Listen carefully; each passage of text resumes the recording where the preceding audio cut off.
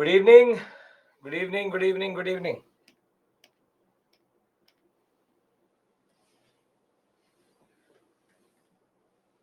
Good evening. Good evening. Good evening.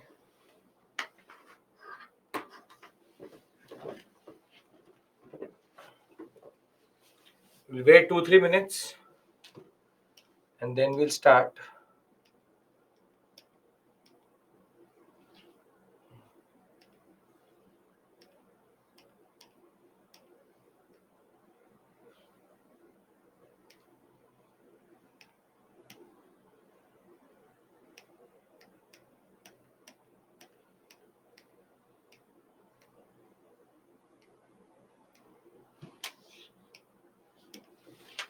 Good evening.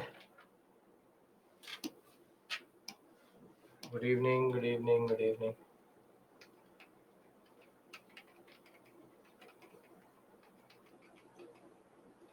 Okay.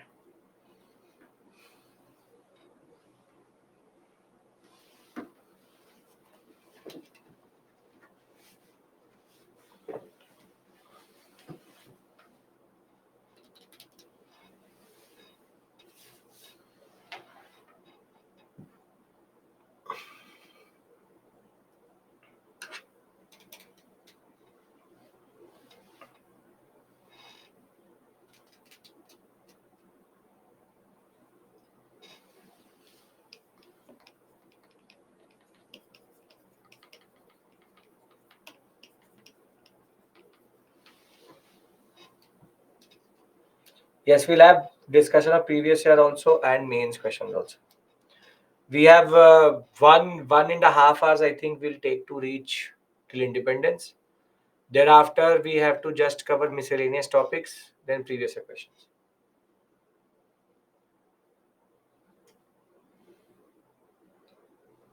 Hello, Vandana, but you have joined me in between. We are covering 1945 to 47.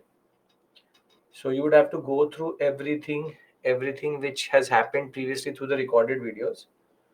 So I encourage you to be here, but as I said, we have already covered 20 modules. So maybe a little bit hard to follow.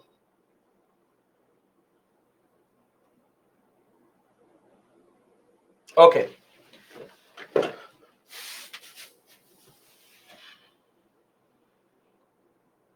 Is there any particular name for the event where Vinilgo asked INC to join? It is basically called the war cabinet issue, and the what we call as Vardha resolution.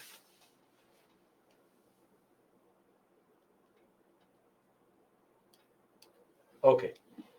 Now we have been covering a certain amount of events, and now I want to give you a timeline. I did not give you this timeline because we were in. I had to change the class, so that is why I did not give it. But I can now give it to you.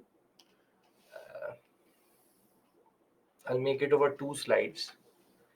This is called the. I'll give you a master timeline next week. The day we meet, master timeline. Last class, I'll give you a master timeline for every event.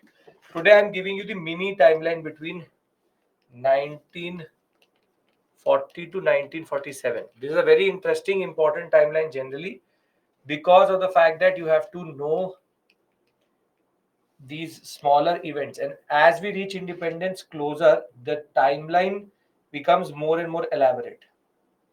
You will see I am putting in the dates for you. You have 1940, then you have 1941, 1942, then you have 1943, 1944. Till 1944 it's okay because here it's only year by year. In 1945 we have 3 different events. One is June 1945. Thereafter, September 1945. Then November, December 1945. Thereafter, we go to February 1946. then May 1946, then July 1946, then even more closer, August 1946, then September 1946, October 1946, then February 1947, May 1947, not May but March. March. Yes, Vishnu, all the best, all the best, all the best. March 1947. Thereafter, we have June 1947, or rather May 1947, and then the last, which is June 1947 and August 1947. 15th August 1947. So here it's a much simpler timeline that is. Here it is August offer. Then we have 41 individual satyagraha and INA formation by Mohan Singh. 1942 Quit India, Crips Mission. You also have India Independence League, Bangkok Conference. Then 1943, we already know Subhash Chandra Bose reaches Singapore, and we have what we call as Rangoon headquarters of INA, and what we have is the 1945 period, also quite important because of the fact that we have 44 also what we call as Imphal campaign.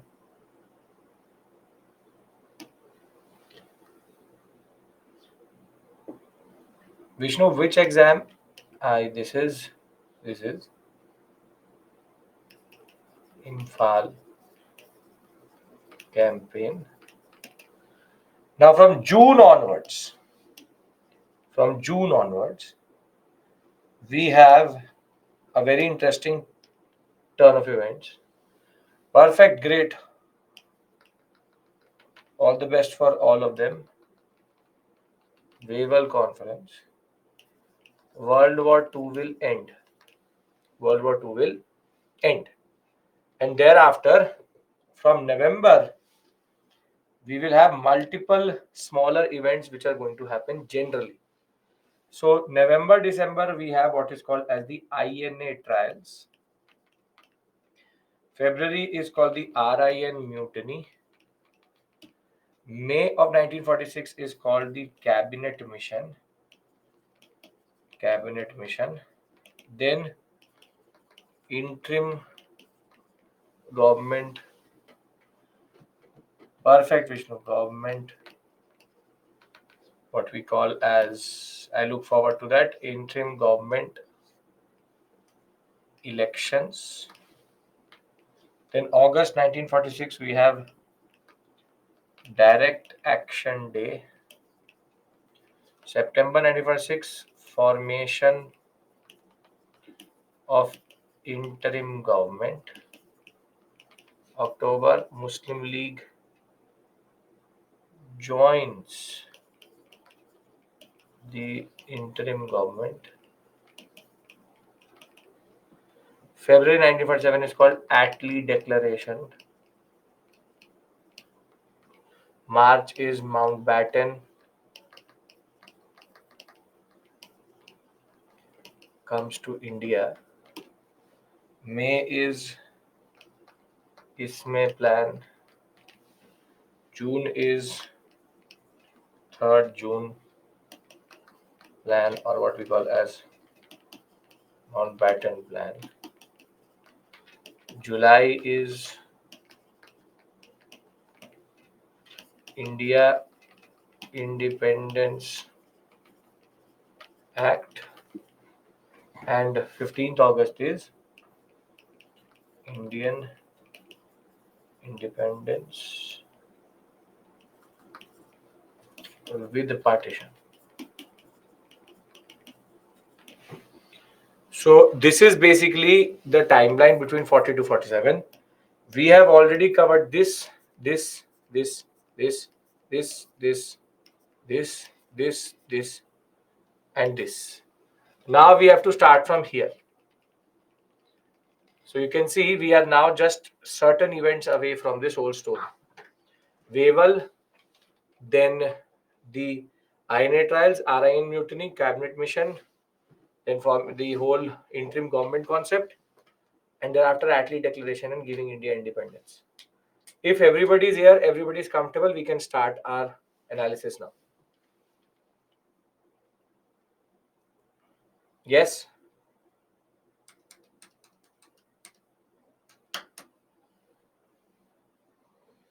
Okay, perfect. As I said, I will give you a master timeline.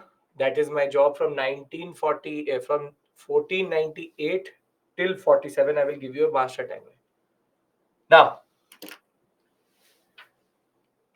the first event which we need to discuss after this is that, see, I will do three events together. I've discussed INA with you. I will discuss with this INA trials, and I will discuss RIN mutiny, because this is one set of events which is important. Once I've covered this with you, once I've covered this, then I will talk about Wavell. Then I'll talk about the concept of Desai Liaquat Rajagopalachari formula, Rajaji formula, and then I will go to cabinet, because that makes more sense than interim government. So I'll be going back and forth in this story a little bit, because these two events make sense together. So the basic endeavor here is that we have to reach till 1946. That is the basic point. So let's talk about INA. So we know that INA will fail in the Imphal campaign. And once the INA fails in the Imphal campaign, everyone gets arrested. Everyone gets arrested. And once everyone gets arrested or becomes prisoner of war, and Britain captures the INA, for them, three people are very important. Three generals were very important for them. Shah Nawaz Khan, G.S. Dhillon, and P.K. Sehgal. These three are, one is Major General and the other one are generals. These three were the most important three personalities which the INA army was based on. Right now, the British want to create a spectacle. They could have easily just prosecuted these three, who basically represent the three religions of India, also major religions, which is Muslim, Sikh, and Hindu. The fact was that they could have easily given them, court-martialed them, given them death sentence, anything. But the British choose to do something called the INA trials. And the idea was that they would create a spectacle out of their trials, and the venue which they choose is Red Fort. Why did they choose the Red Fort as the venue of INA trials? where these three generals were going to get tried? Why Red Fort?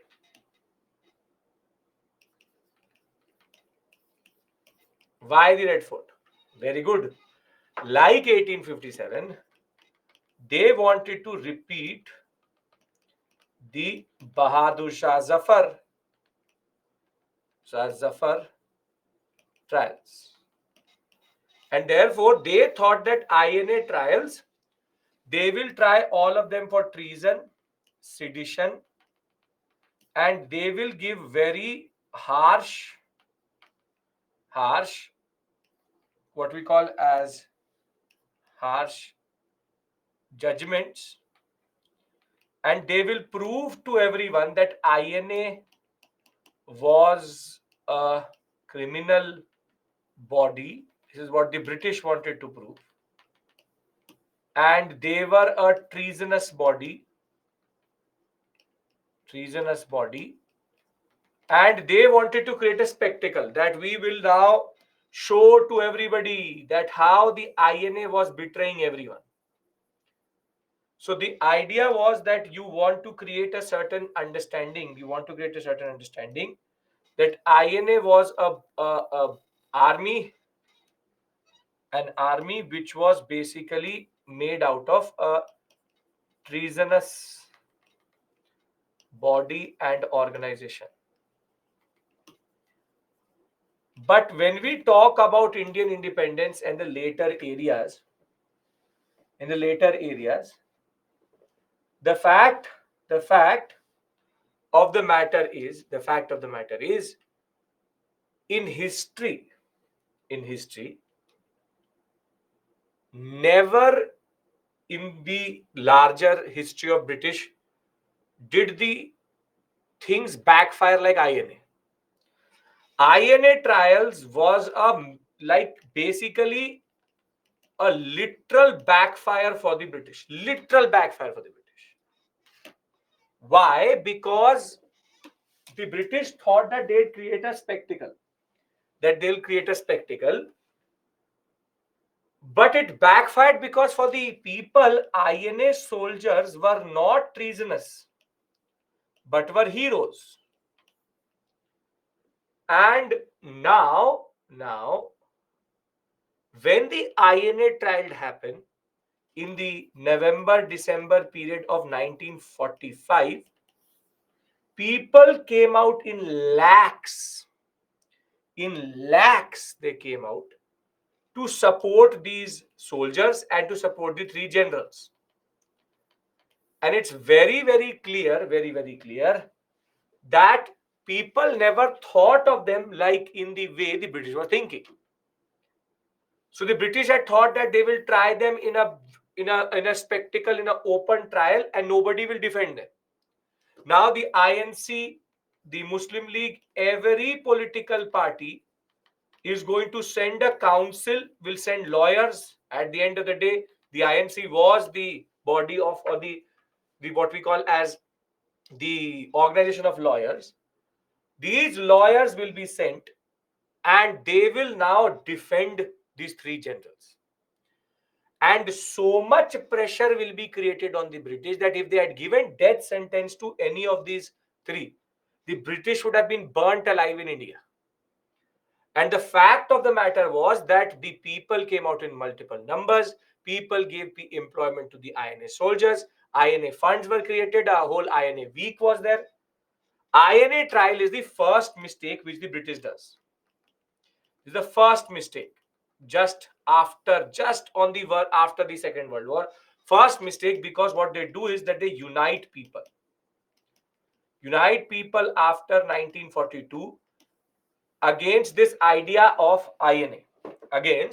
INA itself, or INA trials, now INA becomes the way of uniting everybody. And that is why people came out in such big numbers that the British had to acquit all three. And there will be multiple clashes over the issue of INA, but the people were not ready to listen any bad thing about. Press coverage, dramatic coverage happened for the INA generals and other people also.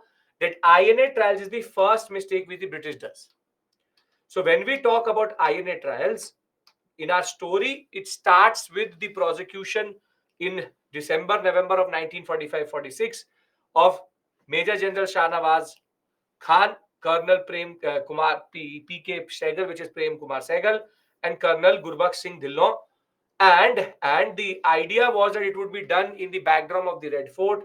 A general election was going to happen very soon, and the Attorney General of India, who was an Indian, was going to be the chief prosecutor itself. And the accused were charged of waging war against the king, but under the pressure of the people, initially they were sentenced to death. But because of the political pressure which was created because of the INA trials and the open trials, Outslek was forced, the commander-in-chief was forced to commute their basic, what we call as sentences to first life imprisonment. They will be later acquitted. And Nehru, Asaf Ali, K.N. Kadju, Bhulabhai Desai, along with Tej Bahadur Sapru, will take counsels to defend these men, saying that they had not waged war. INA Relief and Inquiry Committee will be set up. Thereafter, the central INA fund will be there. AICC and the PCS officers, Sarad Bose, will collect a lot of money for these men to be rehabilitated. Every party in India, Hindu Mahasabha, RSS, Abrars, the Justice Party, Unionist Party, Akalis, Communist Party, Muslim League, everybody came out in big numbers. And even the Viceroy said that at this point of time, the INC is the most ferocious, but everybody has got united. And in November 12th, we will have the INA Day. INA Week will be there. Pamphlets will be then extensively published. There will be editorials. And throughout this period, in November, there will be the INA trials in Calcutta about Rashid Ali, who will be again given 7 years. There will be clashes in Bombay and Calcutta. And this in turn will create the context for February, something which the British will basically regret forever, will forever regret thereafter. So the INA trials, will come back to the Wavell Plan later. The INA trials will in turn be the context for the February 1946 RIN mutiny. Now, please remember, this is called RIN, not RIN. It's not a soap. People tend to call it RIN mutiny. No, Royal Indian Navy mutiny it is called, and you never should call it a RIN. It's RIN mutiny. Now, are we clear about INA trials? Because I'm trying to build up to something. Are we clear about INA trials? Sarad Bose is a very important personality in Bengal politics. Are we clear about INA trials? Okay. Now, the INA trials, they created a lot of unity and an unintended consequence of the INA trials is going to be RIN mutiny. Now, basically, see, RIN means Royal Indian Navy. We also had the what we call as, this is mostly Indian soldiers or sailors, or ratings are they called, ratings, with European officers. With European officers. And you also have the RAF, which is Royal Air Force. Same configuration. And you also have the RA, Royal Indian Army, RIA. Now, see, when we talk about different pillars of British rule in India, one of the most important pillar was the military. The ICS and the police were the other ones. But the military had always played a very important role. From 1857 to Jallianwala Bagh, to CDM, to Quit India, to even the peasant and tribal revolts. The fact of the matter was military had supported the British throughout. One very interesting thing which has happened by 1945 is that 55% of Indian officers or Indian ICS, rather, 55% of ICS is Indian officers and only 45% were Britishers, which itself shows a lot of cracks being developing on the ICS pillar itself. The cracks which are developing. Police had started to defy British orders, but all of that was immaterial. If this also develops crack, it's okay. But if the military rebels, then this is the most important and most significant pillar. If something happens to it, British rule will be on very shaky grounds, and that is called the RIN mutiny. RIN mutiny destroys this pillar itself. And now it was clear that by February of 1946, that the British could not trust the military in India. And the story is quite simple. The story is quite simple. I hope you understand the significance. This is the Royal Indian Navy mutiny. I hope that you're understanding the significance of this moment, because this will be very, very significant in creating a certain understanding. Because once the mutiny happens in the army or in the military, British are in no position to do anything generally. So in the RIN mutiny, the RIN mutiny starts very small, which is that there is an HMIS Talwar. This is a ship which was in Bombay. And what happens is that in HMIS Talwar, they had been deployed in Indonesia previously. They had a lot of issues. For example, racial discrimination, a lot of bad food, then very, very long deployment. All are Indian men only with European officers. And they were be feeling more and more frustrated. But when the INA trials happen, what happens is that one rating or soldier or sailor, what he does is that on the ship itself he writes "Quit India." Quit India graffiti is on written on the ship, and he will be prosecuted, and there will be a lot of friction between the sailors and the European officers. And on February of 1946, the RIN, the HMIS Talwar is going to rebel. They will throw all of their officers off the ship itself, and now the Navy had mutinied. In solidarity to HMIS Talwar, all it's called Her Majesty's Indian Sailors Talwar. It will lead to what we call as everybody then the all the ships in Bombay getting affected. But the people will support the HMIS Talwar quite a lot.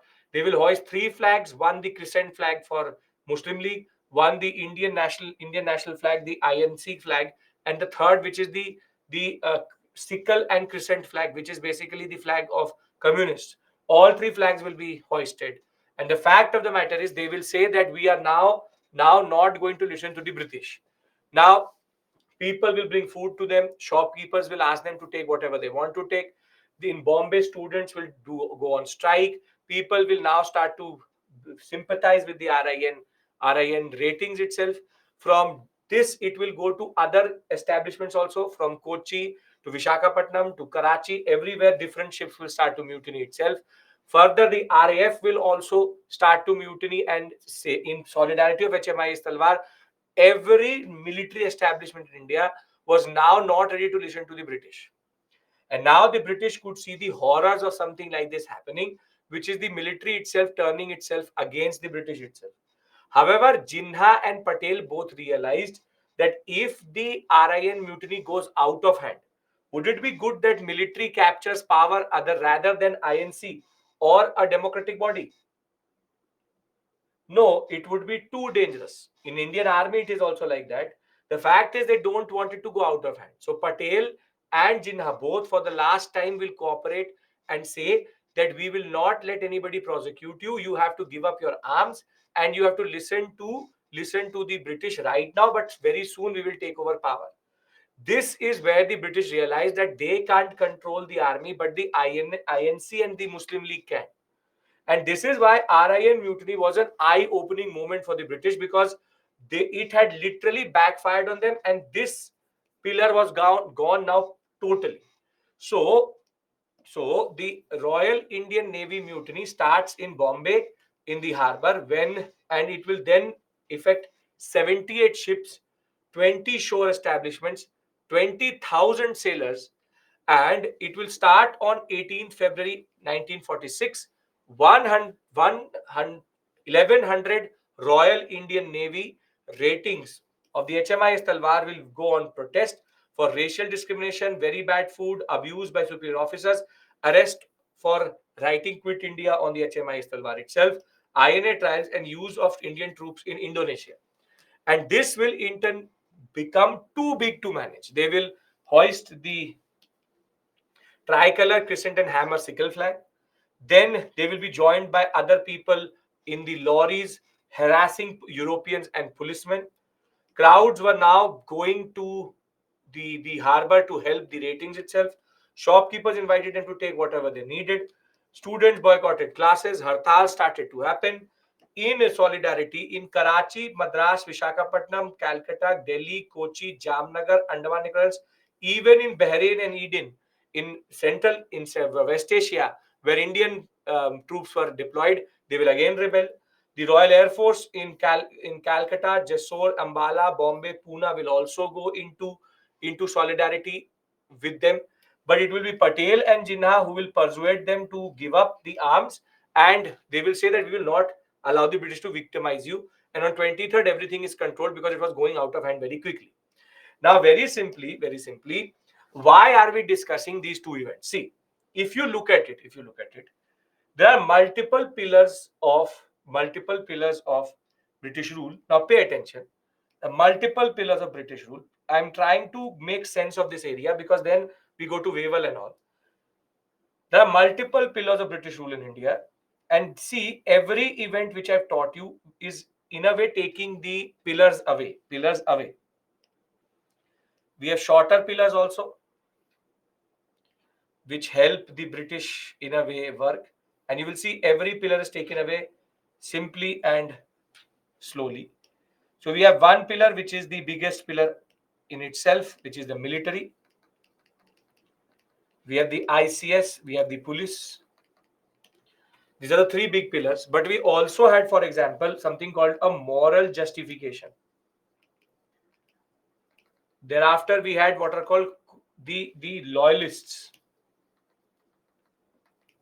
We also have a economic justification.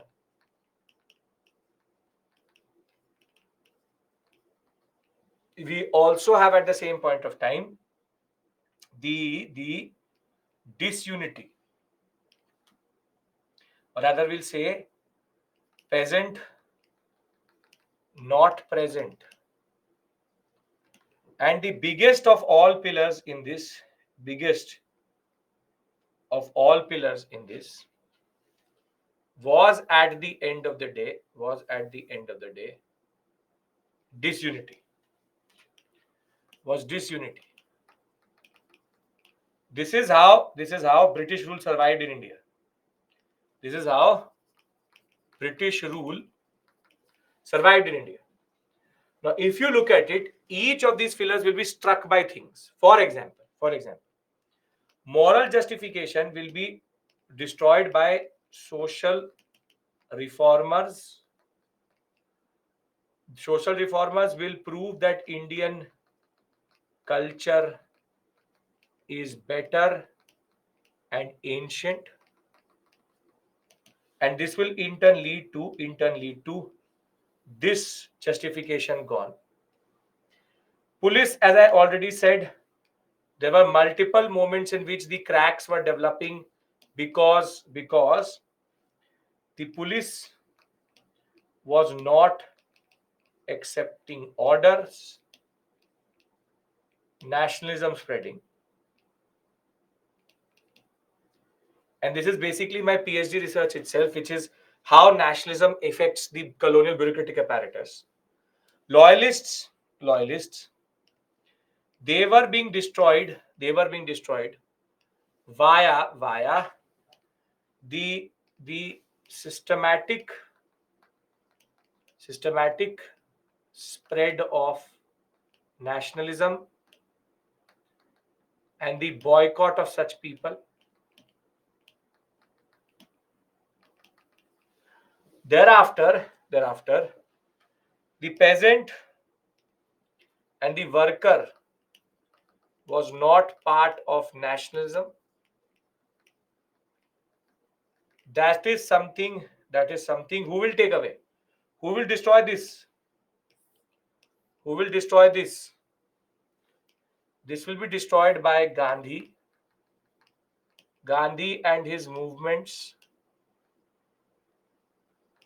integrated the peasant and worker.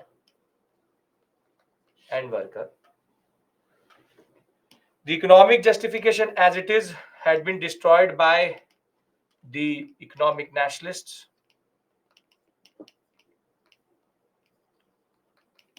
And now the military will be destroyed by two movements back to back. And that is the INA trials. And the biggest blow to it is going to be the RIN mutiny. And if that was not enough, there were multiple strikes on this disunity. Which we today know as different movements, which is 1919, 1920, 1922, 1931, 1942, and then 1945. The fact is that every time we went for a movement, we were breaking this piece by piece and we were uniting people. And therefore, from Rowlett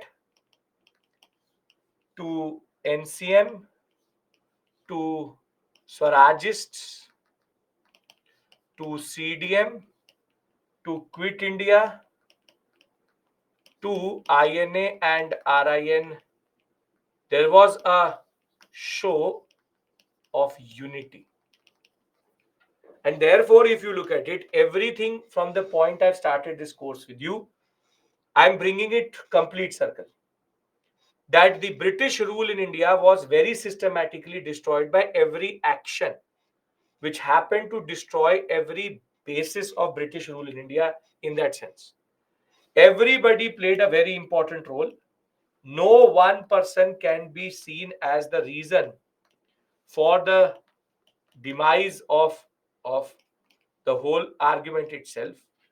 And it is at the end of the day, the different movements you can add if you want to. Sure, if you want to add one more, which is 1905, you can add that also. 1905 Swadeshi. So if you look at it, why did we get independence in 1947? Why 1947 and not before it is answered through this slide. Now do you understand why did I do RIN and INA together? Because then I can talk about Wavell and all. I hope that this gives you an understanding and the logic of the whole course. What happened if there was no INA or mutiny? World War II would not have happened. Maybe we would have delayed by 50, 60 years. The simple point is,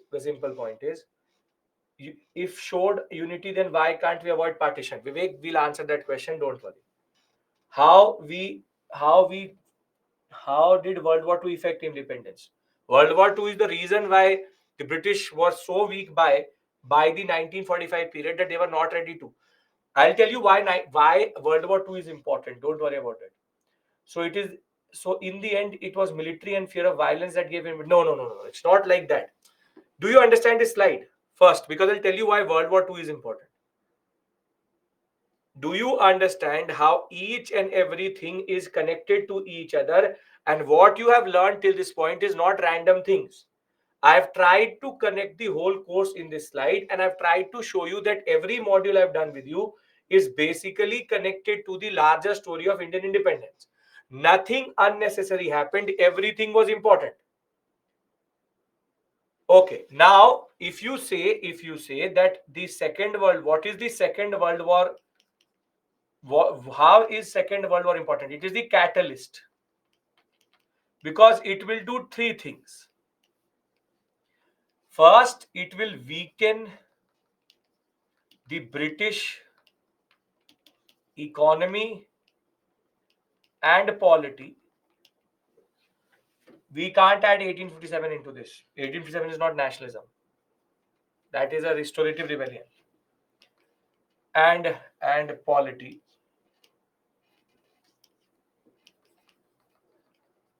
Therefore, the capacity to hold on to India was gone. Second, USA and USSR in their Cold War politics wanted Britain to go out of the picture,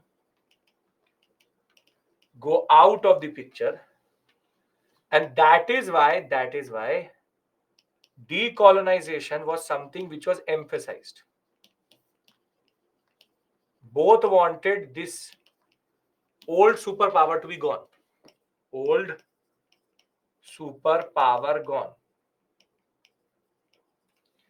And the Second World War is equally important because what it will do is that it will give a series of concessions to Indians, which will in turn build up to independence. If this is clear, then I again talk about the last two concessions which were given to us, which is Wavell and the concept of cabinet. Before that, we'll do the concept of C. Rajagopalachari and the other concept. Are we clear about what I'm trying to do here? It's been now close to a month and a half. We have been systematically moving towards this moment. Very systematically moving towards this moment. How they emphasize? Because they created a lot of pressure. A lot of pressure was created on the British. That you are talking about democracy. If you're talking about democracy, show us that you are talking about democracy. It was always about democracy. Right?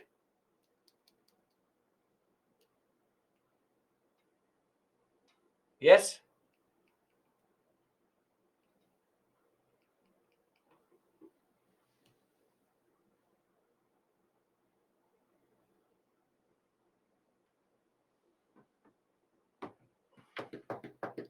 Can I talk about Wavell? Can I talk about RIN? Sorry, can I talk about Wavell, cabinet and all? This is like the master key I'm giving you. I'm giving you like a what you call as a blueprint of the whole syllabus. This is how it works. This is how it works. Now tell me one thing. In this whole story, do you realize something?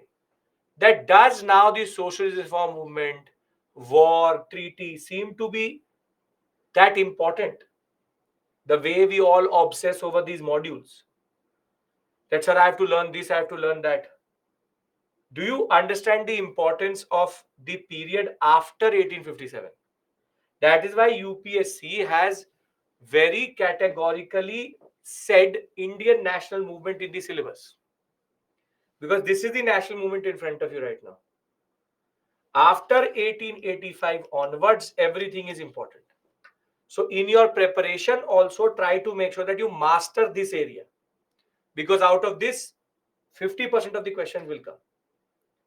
Right? Okay.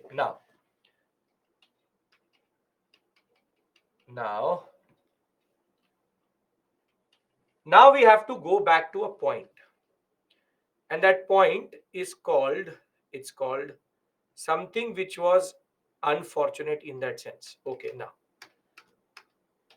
Now let's talk about Jinnah. Everything is piling up bit by bit towards independence. Yes, very good. Now, you see, in 1936, Jinnah was a zero. In 1939, he became the part of the war cabinet. And by 1942-43, the INC could see something. The INC could see that we may be getting independence soon, sooner or later. But August offer and the Cripps mission, what is common to these two? Clause by clause, what is common to both? What is common to both? If I go with clauses, very good. What is common to both is the minority clause. That minority consent and issue needs to be resolved. So therefore, if on a certain date transfer of power happens, then the roadblock can be the minorities. And whilst most minorities supported the INC, only one minority did not support the INC, which is the Muslim League. And therefore, the wall between INC and independence or transfer of power, the wall between these two could be a very big wall, as created by Lithgow created wall called Muslim League. So the INC knew that if they have to go beyond it, they have to somehow make the Muslim League come towards it. Now by 1942, the INC has accepted that independence may not be without partition because of the Muslim League stance. Now, the Congress twice after 1940, when the Muslim League calls for this concept of Pakistan Day in 1943, and before that they are talking about group of geographically contiguous Muslim areas in northwest, northeast, autonomous, sovereign, and adequate safety for Muslims. The point of the matter is Muslim League had now become very aggressive after 1940 for something called two nation theory. And the idea of something called Pakistan. It's still an idea. It's an idea right now. Now, the Congress will try to twice try to pacify the Muslim League. The same party they did not even give any heed to in 1936. Within 5 years, the INC is trying to pacify or appease the Muslim League, saying that you please don't stop independence, because Jinnah does not want independence. Jinnah wants Pakistan. Unfortunately, this is also a tacit acceptance, the fact that Muslim League is now too important. And Jinnah, who had been moving, dar bhatak raha tha, he was going from one body to the other, INC, Home Rule League, here, finally had become important. So now Muslim League is important, and that is accepted, that is portrayed by the INC twice in what is called as the Rajagopalachari formula or Rajaji formula, where the Congress says that please endorse our demand for independence, and you should cooperate in forming the interim government if created after the transfer of power, and we will then allow a plebiscite in northwest and northeast, and if they want partition we will go for a joint center only if everything is power given to the INC. Tacit acceptance means an unintentional acceptance. Now, if you are Jinha, why would you not like a plebiscite in these areas, northwest and northeast? Or why would you not accept this clause?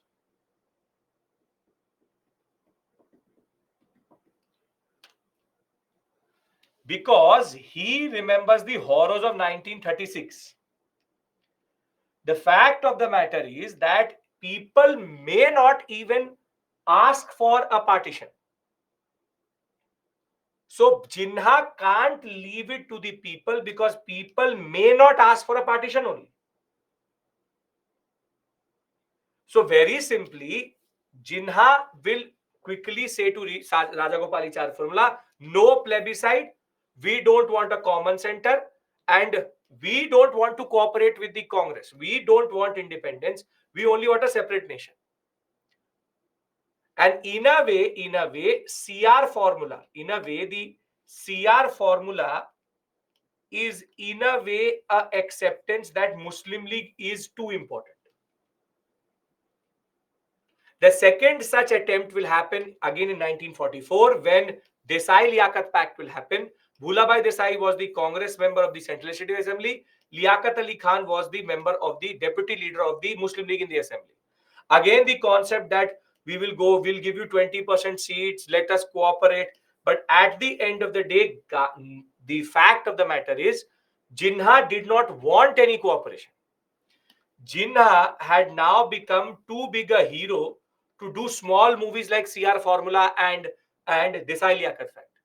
He had now become too powerful because of Lilithgo, and very simply, the Muslim League had created its rhetoric. After 1940, it will go for aggressive communalism, and with the help of Lilithgo, there will be riots which will happen.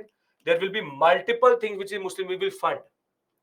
The people don't want it. It is Muslim League which is pushing this aggressive agenda itself. And as I said, by 1944, 1945, it is clear that Jinnah is the only roadblock towards independence, and Congress had accepted that. Now, would I be right to say that the 1936 was a blunder? Was literally a blunder by the INC, as we discussed previously, because 1936 the INC had an option to pacify Jinnah there only, and it is one, the separate electorates, and second, the INC non-acceptance in 1936, which created the context in which I'm trying to again create a certain understanding. The INC had a chance to kill Jinnah, kill in the sense politically make his stance very low. But because they showed attitude to him, so now is Jinnah standing there as a hero, saying that I will not let you go forward until unless you give me Pakistan.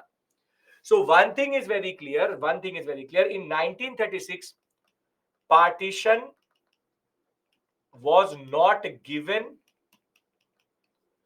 or inevitable. But in 1946, it became inevitable, because now without giving Pakistan to Jinnah, you can't give independence to India only. Are we clear about this? Are we clear about this?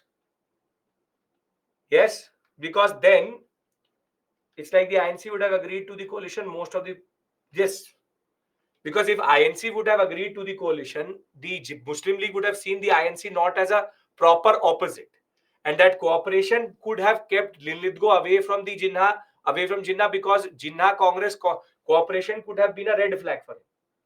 So the point is Jinnah was nobody in 1936. he could have been seen as just a random INC extension. But by 1930, 40, 45, he has become the single largest roadblock in Indian independence. Getting my point? If INC agreed, then yes. If INC agreed for the UP coalition, maybe INC could have subsumed the Muslim League within it. Now, the confirmation, blunder, and British conspiracy to partition India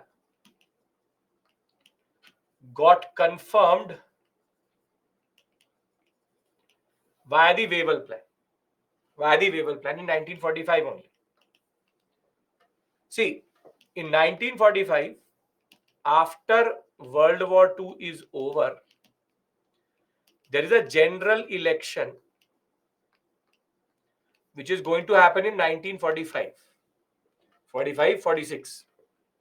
And that is in England. And now Churchill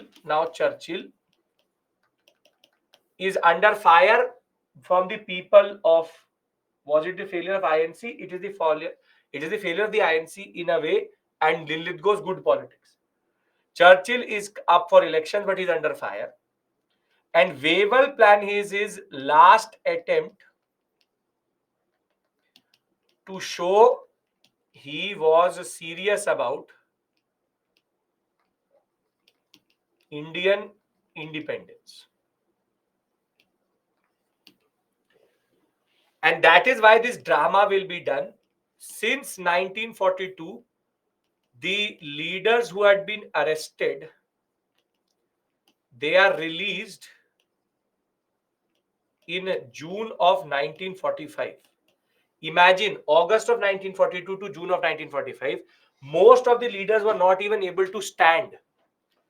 Most of the leaders were not even able to stand because of the fact, because of so harsh what we call as conviction and jailing by the British, that they had to come on rickshaws to the steps of most of these conferences, and they were picked up by 2 to 3 people to take them to sit and actually listen to what the British were saying. So rigorous imprisonment was given, and they'll be finally released in 1945. Now remember, this is also Churchill's only half-hearted attempt. And Churchill had replaced the viceroy, because now the viceroy is a fool called Wavell. He's actually a fool, blunder, zero, had nothing, I had no idea what he was doing. He did not understand India one bit. Linlithgow had been recalled by the early 1945. So the leaders who had been arrested in Quit India will be only released in 1945. Now, are we clear about the context? General elections in England, mid 1945. Conservatives try to show that there's a sincere solution. Allies are creating more and more pressure. Government wanted to divert Indian energies towards new channels, and the war was over. And Wavell had been sent as the new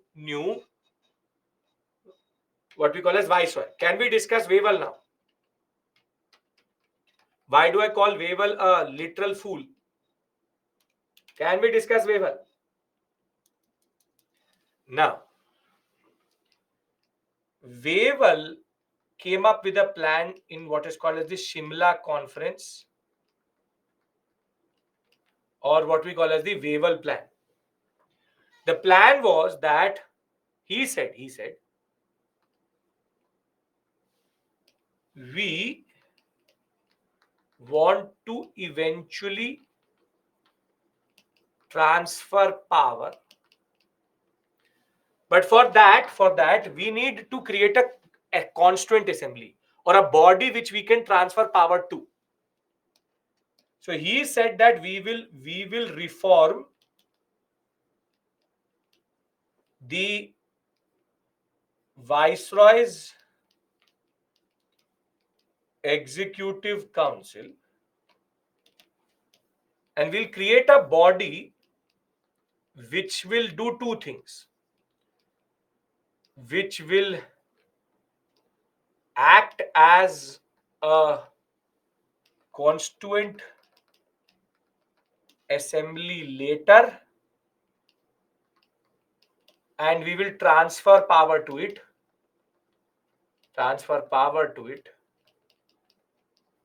and more importantly, it will give authorization for Governor General of India veto. So that way, it was a very big reorganization. The idea was, one second. The idea was, now the Viceroy Executive Council, except for Commander in Chief, who is a Britisher, he is a Britisher, the Viceroy himself. Except for that, you will have three types of members. Five Hindu representatives, 5 Muslim representatives, and 5 minority representatives other than Muslims. Now, if you look at it,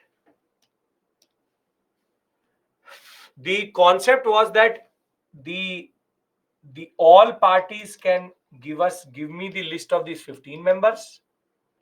If not, each party can send their own nominee, can nominate members. Now, if you look at it, this will be obviously dominated by the INC, and this could be dominated by the Muslim League. But if it came to these 5 members, who would again prevail? Depressed class, Christian, Anglo-Indian, Sikh, and Indian Christian, and any other minority. This would also be dominated by the INC, because Dr. Ambedkar would be then sent, a Sikh member of the INC could be sent, then a Christian member of the INC could be sent. So can I say that INC could hold 2/3 majority? Can I say that INC could hold 2/3 majority?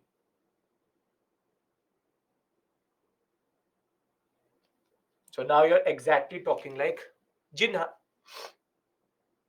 because Jinnah also felt the same. He felt that if 10 members become INC, pro-INC, and as it is, all of these members have one thing: they want independence. They also want independence. They only want Pakistan. So the concept of Pakistan gets rejected if this happens. So now Jinnah does a tantrum, proper drama, where he says Muslim League should be able to nominate the 5 members here, but INC should only be able to do the 5 here. These 5 cannot be nominated by the INC. And anything when it came to minority, Muslim League should have a veto over that.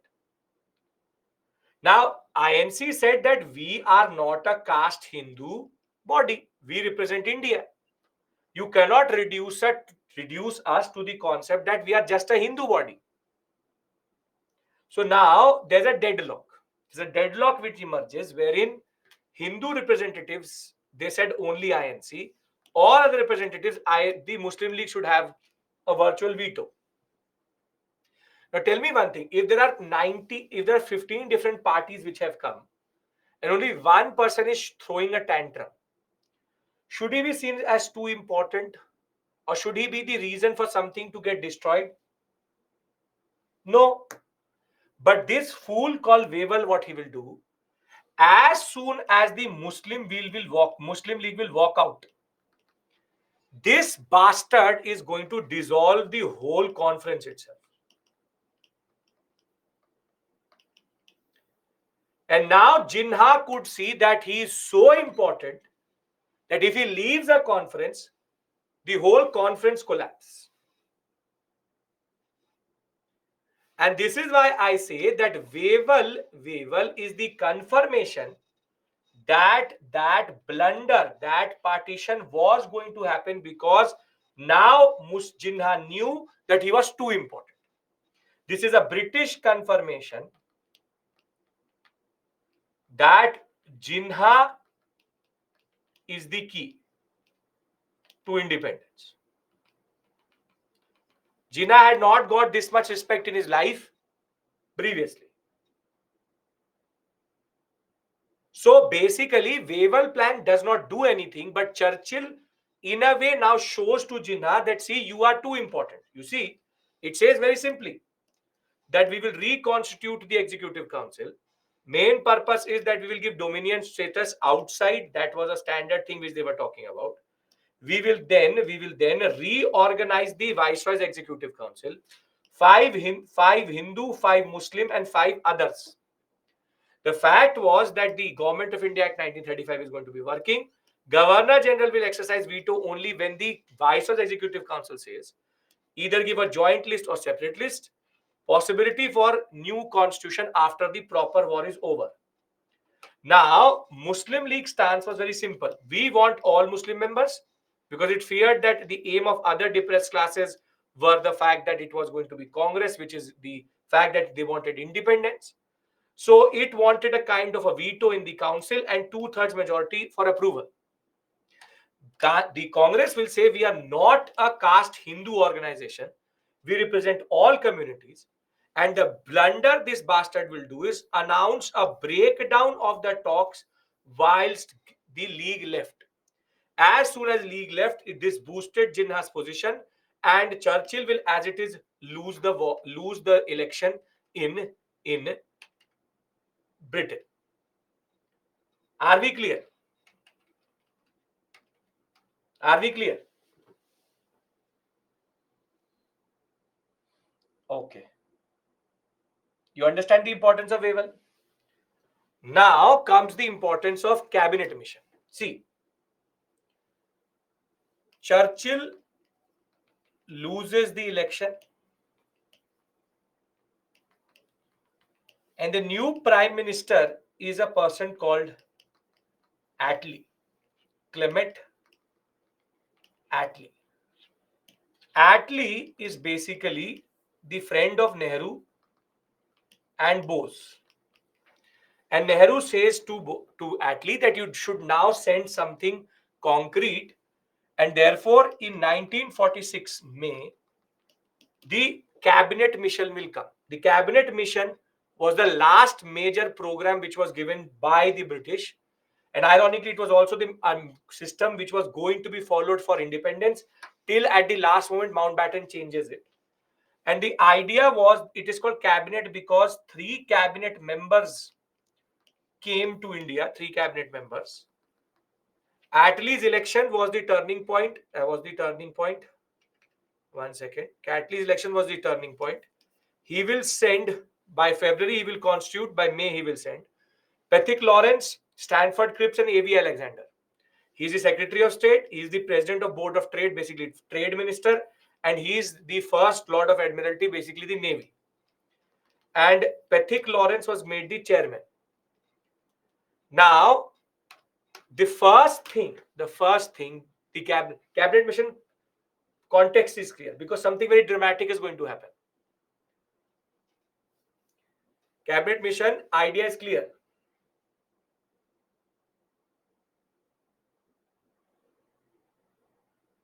Context. Okay, now something very dramatic was going to happen, that the cabinet mission said that there was a person running around, and there's a person called Jinnah who's running around saying that we want Pakistan, we want Pakistan, we want Pakistan. You have to learn those names, yes. Now the cabinet mission says, okay, call Jinnah. Call Jinnah. And for the first time, somebody asked Jinnah, Okay, you want Pakistan? Cabinet mission said, you want Pakistan? He said, Jinnah said, yes. So the cabinet mission said, tell us where. For the first time, somebody asked Jinnah, where do you want Pakistan? And they gave him a map of India, British map of India, and they said, now you tell us where Pakistan is. And this fool, like a child, will start to color this map. And the map he gave to the cabinet mission is this one. Whatever you see in green is proposed by Jinnah as Pakistan. Whole of the eastern sector with substantial Christian population in northeast and substantial Hindu population in West Bengal. Jammu and Kashmir, Punjab, Baluchistan, Afghanistan, Sindh, Gujarat, all part of Pakistan with no real proof. He wanted very foolishly a small corridor of Pakistan in between. Then he said, give me a little bit of UP. I would like some part of Bihar also. He put all of Hyderabad that went left this area. He said, I'll take some part of Kerala also. He then remembered, okay, if you control Sri Lanka also, give me a little bit of Sri Lanka. Whole of Andaman Nicobar Islands, there are only tribes there. And all of Maldives and all of Lakshadweep. And as soon as Jinnah gives this map to cabinet mission says, what are you drinking and what are you smoking that you are coming up with this idea? That this looks like a moth eaten Pakistan, like an insect ate Pakistan up and vomited over the map of India. He had actually lost his mind and he had no answer to the question that there can be a Pakistan like this. And therefore, the idea was that this was never going to work out ever. And after Jinnah gave this plan to the cabinet mission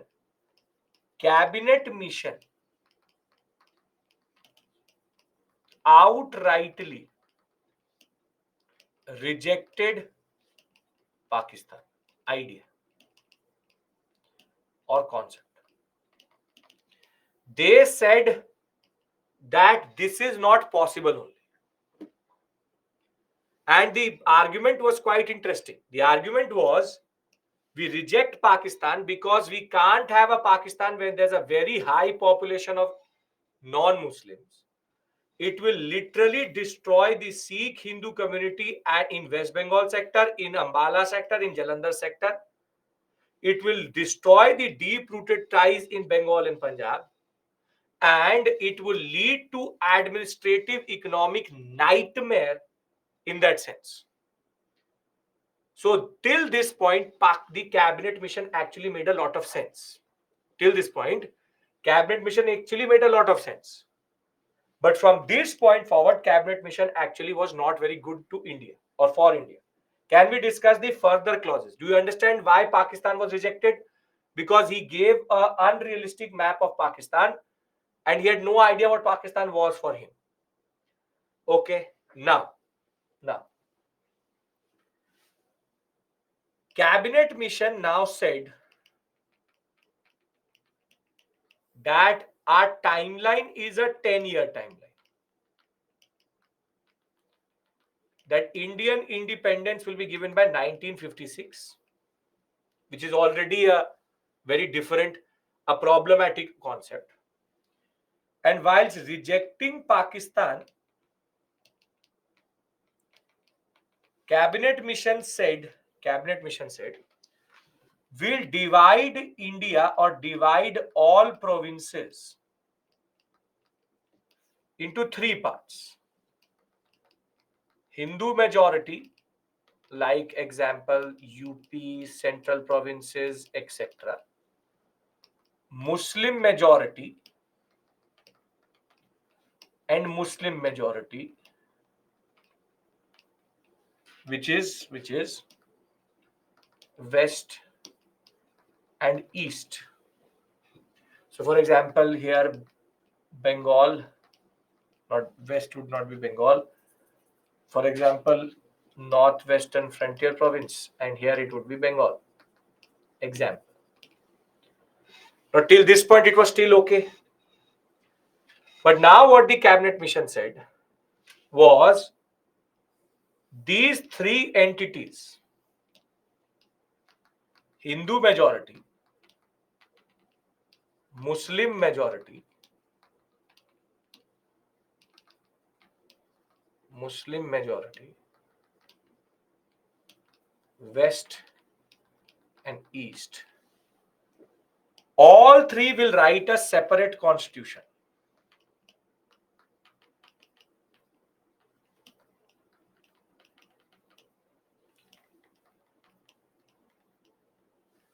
And together their constitution will be the Indian constitution.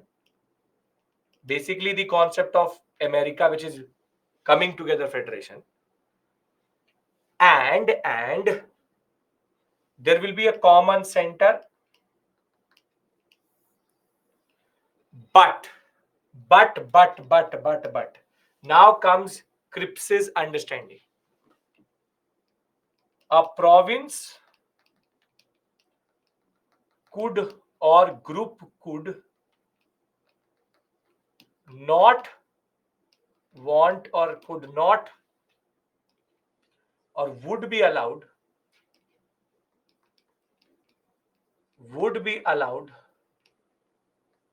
to not join the union.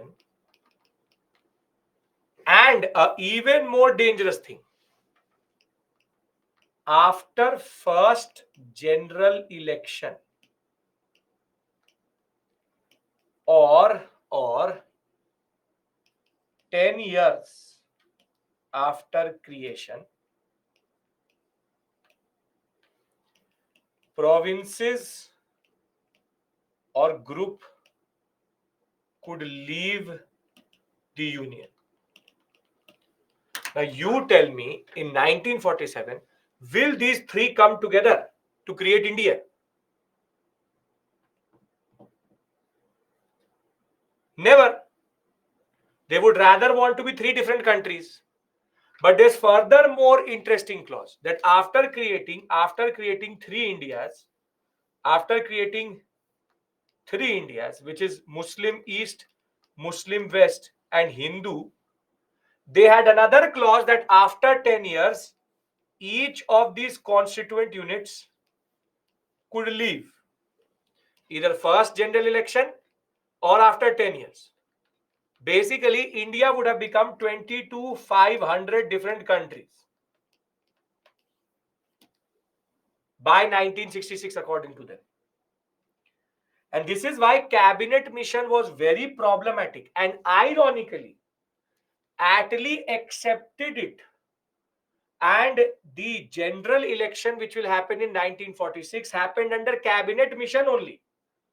And the idea which was put forward and the way India was going to get transfer of power was like this only. It is Mountbatten who comes in March of 1947 after Attlee says that we'll give to you by 1948. He says that this plan is untenable, cannot be done only. And that is why he will work out his own plan after his own men, Ismay and Dicky Bird, will not be able to do it. He will come up with the 3rd June plan, after which India or Pakistan was created.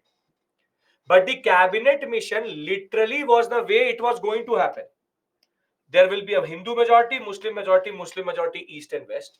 And the idea was very simple. Each group will write a separate constitution, and collectively that will be the Indian constitution. 389 seats will be there, out of which there will be provincial assembly seats through proportional representation, and princely states cannot be a part of this system also. Thereafter, common center will be there. Provincial autonomy will be fully given, but first general election, every province was free to come out of the group, and after 10 years, they could take a call on being part of this union or not. This is literally suicide. As it is, Congress said that you have lost your mind. 10 years, you can't create a grouping, you can't allow members to secede, and the Muslim League obviously is going to reject it because Pakistan has not been accepted only. But the fact was, do you understand the absurdness of cabinet mission? The point is, till March of 1947, this was the plan. It is Mountbatten who changed the plan. That is why you know the concept of ABCD. You remember ABCD, group ABCD, how our first map was created. That ABCD was not initially based on princely states and this and that. It was rather based on A being Hindu, B being Muslim, C being the Muslim East and West, D being the central areas, UT. So do you understand the absurdness of this proposition? Do you understand the provisions? Because then I will tell you what happens further. Because we are just months away from Indian independence. Cabinet mission gives this plan, and now the elections happen.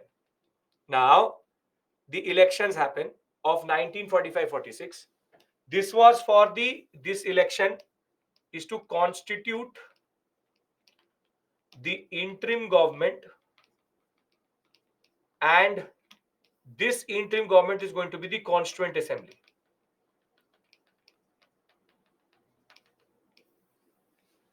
So, Congress did not do too polarized a campaign, but Muslim League now wanted to flex its muscles with regards to communalism. And what it will do is that after 1937, as it is, the INC had failed to take the Muslim League on board. Now, middle class Muslims started support Muslim League because of the rhetoric. The agenda was still Pakistan, and the League started to argue that if you do not vote for Muslim League, you will not be buried in a graveyard of the Muslims. Ironically, Jinnah was not even a practicing Muslim.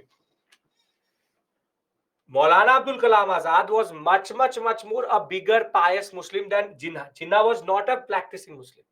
Did everything which was not said in the Quran or said in the Quran against it. This man was just playing with the Muslim sentiment, did not want anything else but his own interest. And that is why Muslim League had now become too important. The Congress will win 91% of the non-Muslim, as we already know, 57 out of the 102 seats, which is quite important, and got a majority in everywhere, not in Bengal, Sindh, and Punjab. Ironically, where Pakistan was created, not Western Frontier Province and Assam, the majority was with the Congress. But the shocker was this: 30 out of 30 seats for Muslims taken, and 86% of the Muslim vote. 3% in 1936, 86.6% in 1946. This was the victory of Lilithgo. But the point was, Muslim League did won the elections, but it was still not on board with the cabinet mission, because cabinet mission said no Pakistan. And when the interim government will be formed in August of 1946, when it will start to be formed, Muslim League is going to boycott it. It will say, we don't want to be part of India. And that is why on that day, the Muslim League almost 507 seats in the different provinces, 492 were with the Muslim League itself. And the fact is when it came to forming the government, they did not. And that is why they will have what is called the direct action day. The direct action day on 16th August 1946, saying that we will now take India, lad ke lenge Pakistan. That we will take it But Nehru did not give heed to it because the INC had accepted that this Muslim League, you do what you want to do, give us independence. Enough is enough.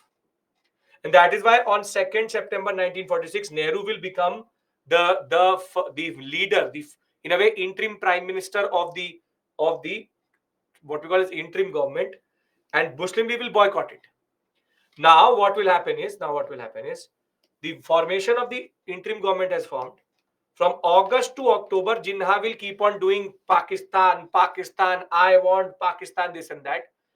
Everything was going forward. So he thought that this train may leave without him.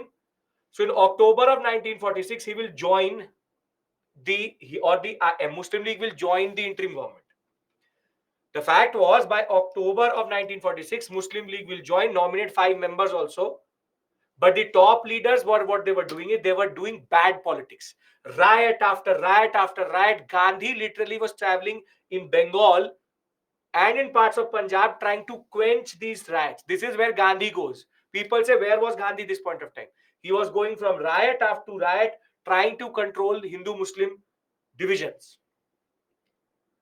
Then Nehru will say, all drama done, all drama done. Muslim League ने छाती पीट लिया. He has now become proper role लिया. They've done their stuff. They finally joined the interim government.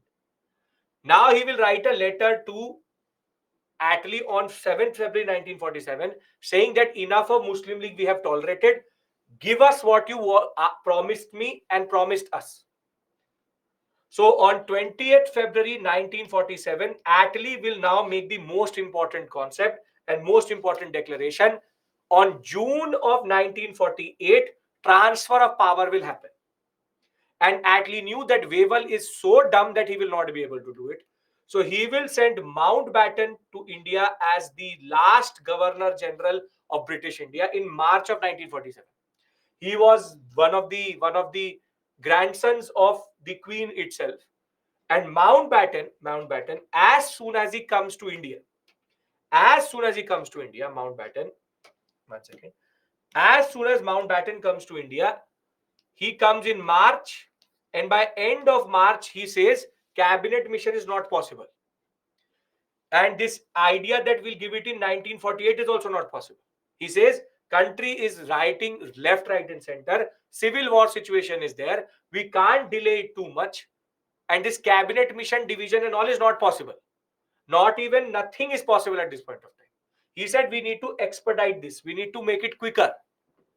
So Attlee will say, okay, come up with an alternative plan. Alternative plan, job will be given to a person called Ismay, and later the plan will be modified a little bit called the Dicky Bird plan. These fools will come up with the most absurd plan. In May of 1947, Ismay and Dicky Bird will say, okay, let's do one thing. Let's give each province separate independence.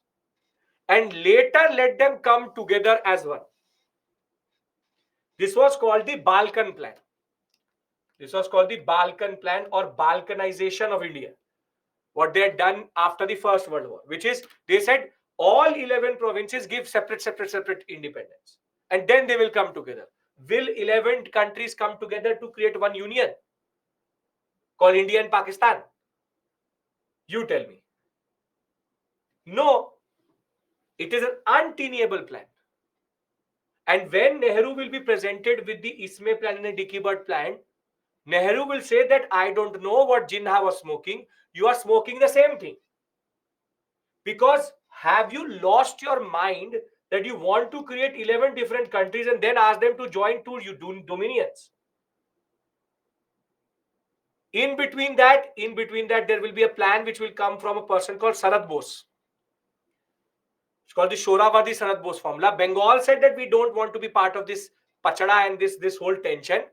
Rather, create Bengal as a separate country altogether. We want to be an independent state. We will constitute our own constituent assembly with 16 Muslims and 14 Hindus. We will have our CM as the Muslim. Hindu home minister will be there. We will create proportional representation. A candidate can only win if he gets majority votes and 25% of minority votes. And we will give equal representation to Hindus and Muslims. Mountbatten said that we can't give you only independence. So now after all of this, Mountbatten will come up with his own plan called the 3rd June plan, which I will share with you. So, one second. The cabinet mission, we have to look for ISME. One second. Yes, this is the plan which was initially worked out. March 1947, cabinet mission plan became untenable, formulated an alternative plan. This plan was prepared by the committee by Hastings, Abel, and Mountbatten himself, and a person called Hastings Ismay. The idea was Plan Balkan, and this was also called Ismay Plan. This idea was to transfer power to separate provinces, each one of them, with Punjab and Bengal have the option to do partition. Once these units are formed, they will come under India and Pakistan if needed. And the main proposal was create the successor states first, then the union, which is again the dumbest plan possible. Thereafter, Dickey Bird tried to change the plan a little bit, but he came up with the same type of plan and he sent it to London for approval. Nehru will be invited as a guest. Nehru will say that you are balkanizing India. Have you lost your mind? And thereafter, Mountbatten will cancel this plan and come up with his own plan. And that plan is called the 3rd June plan. And under this Mountbatten plan, he shifted the independence to 15th August 1947. He said that Punjab and Bengal Assembly will be asked if they want a partition. Sindh will be also asked if they want a partition. Both of these areas will go for a plebiscite. If partition happens, Radcliffe will draw the line and princely states will have the option to go or not go. This plan will then be ratified into the Indian Independence Act introduced on July 18, 1947. Now, note one thing. In the Mountbatten original plan, does it say that the people will have the option to vote for partition? Yes or no?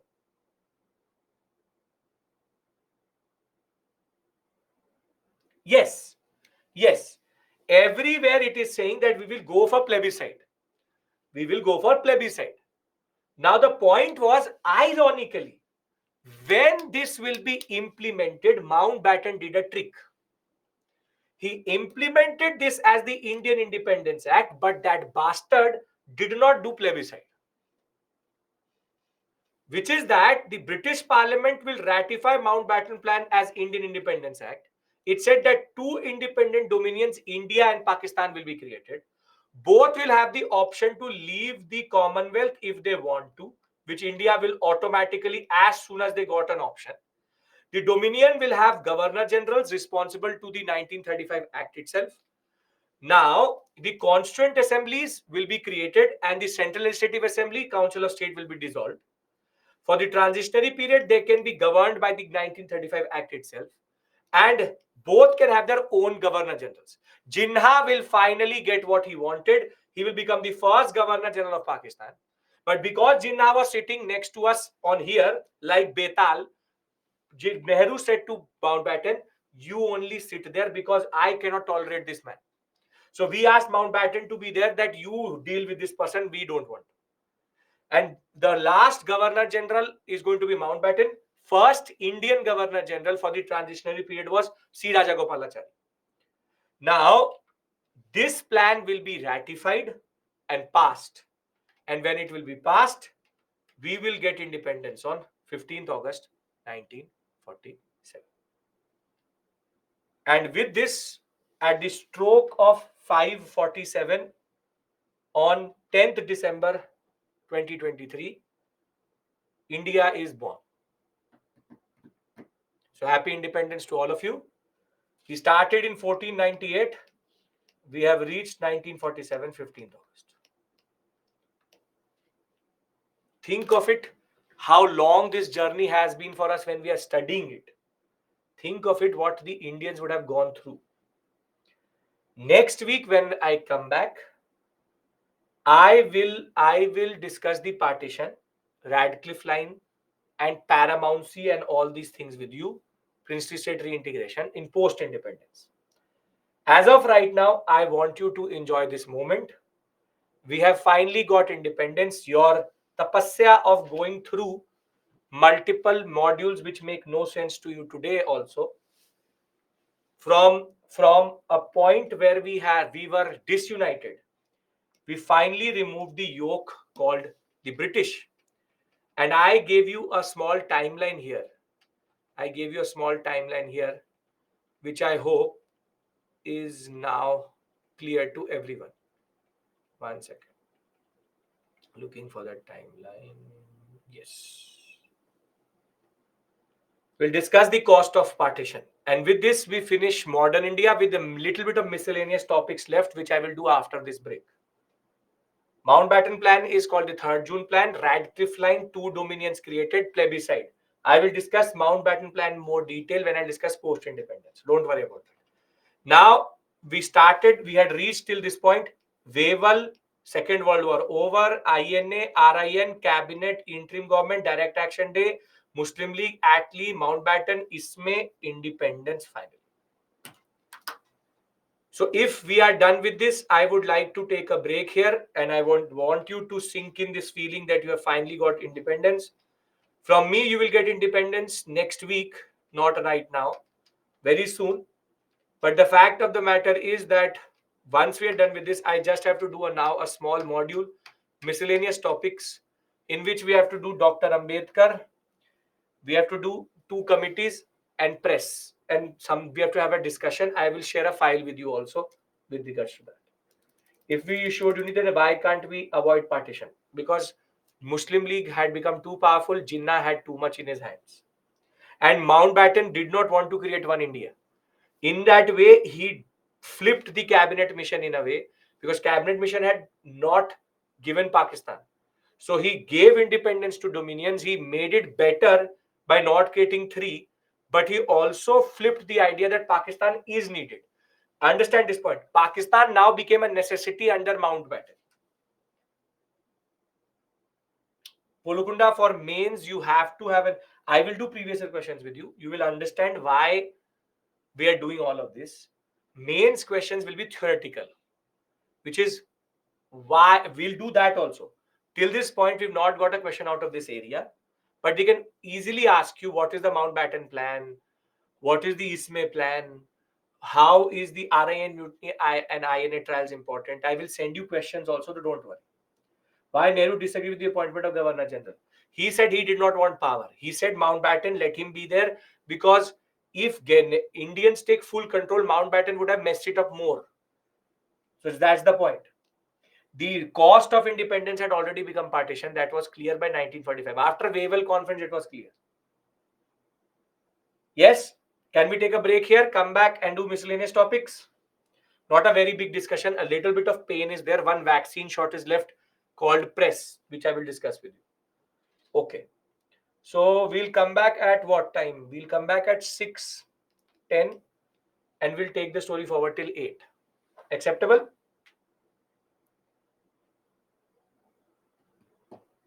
So, happy independence. Enjoy it. There's a cost for it for you also. So, enjoy it.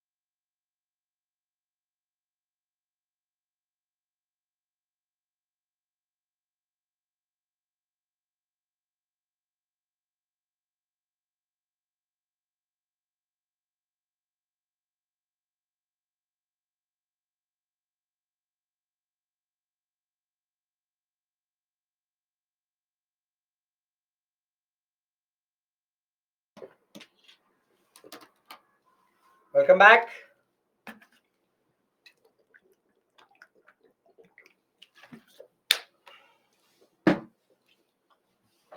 Okay.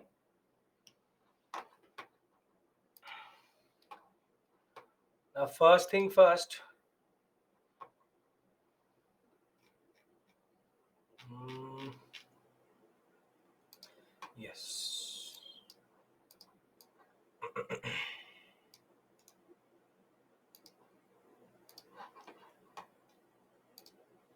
Can we start?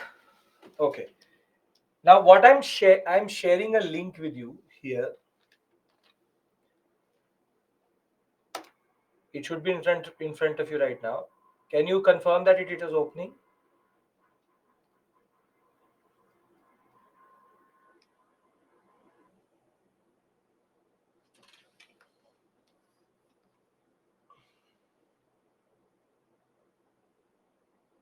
Waiting for the confirmation.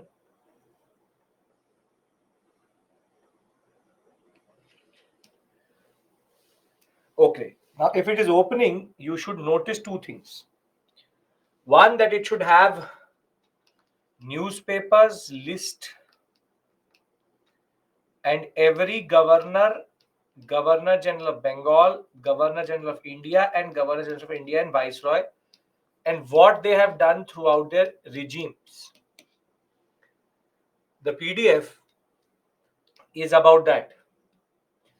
This PDF I have given you because it will help you generally in learning these facts better.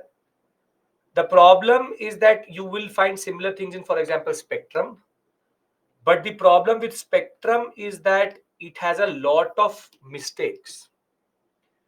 So what I have tried to do is that I've tried to remove those mistakes and you can use this PDF instead. So there's one area where students hyperventilate, which is press and governor generals. For that, I have given you this PDF first. And second, in this PDF, in this class itself, you will see that in the PPT, there would be something like this made. These tables. And what I want from you is that the ones which are marked in red, you remember them first, and the whole list, which is weekly journals and all, have also been given to you like this. My role here is to provide you with the right information and the information in a more easy way. That I've done through this table and this PDF.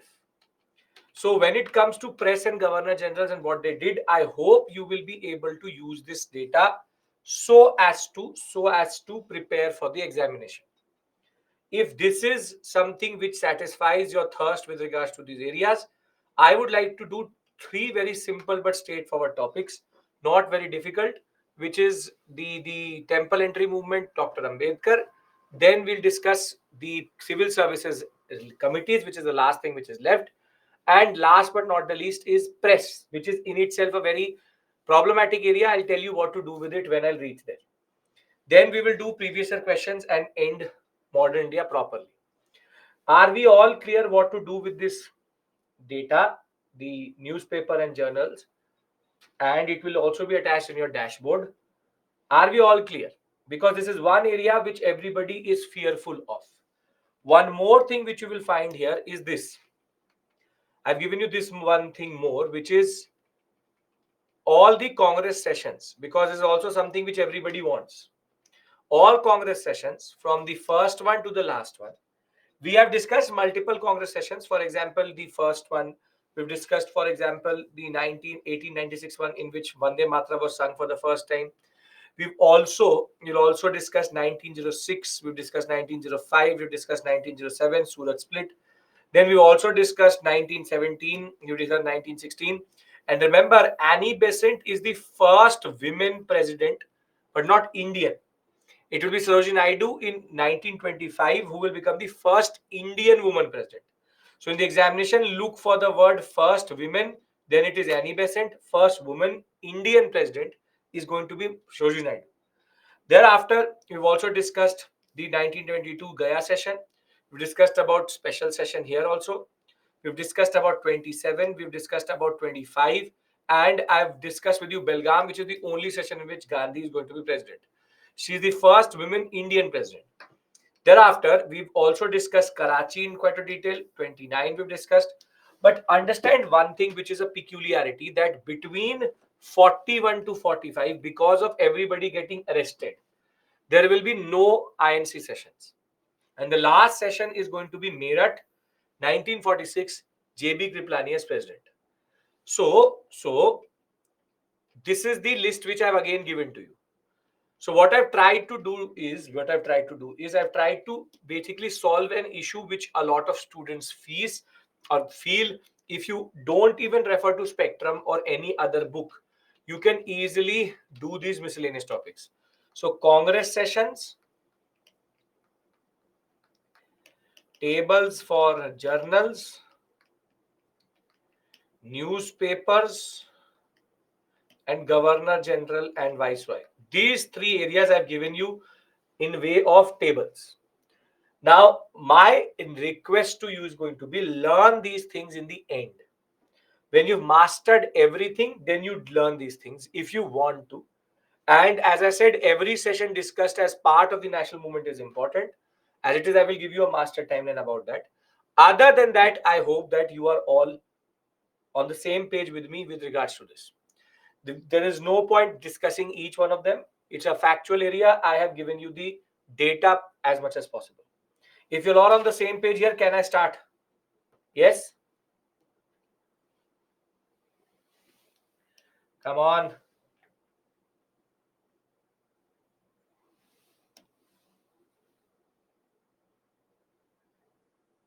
Okay. Are we clear about this? You want something else? You want something other than this? I can get it to you on Saturday. Congress session, tables, newspaper, Governor General, Viceroy, everything. Master timeline already giving to you. Okay. Now the first miscellaneous topic is three movements which happened parallel to the CDM, but we did not discuss them because it would have broken the flow, which is justice movement, self-respect movement, temple entry movement. The justice movement started in Madras Presidency. Whatever I am marking, you have to remember, just write it one place and your work is done.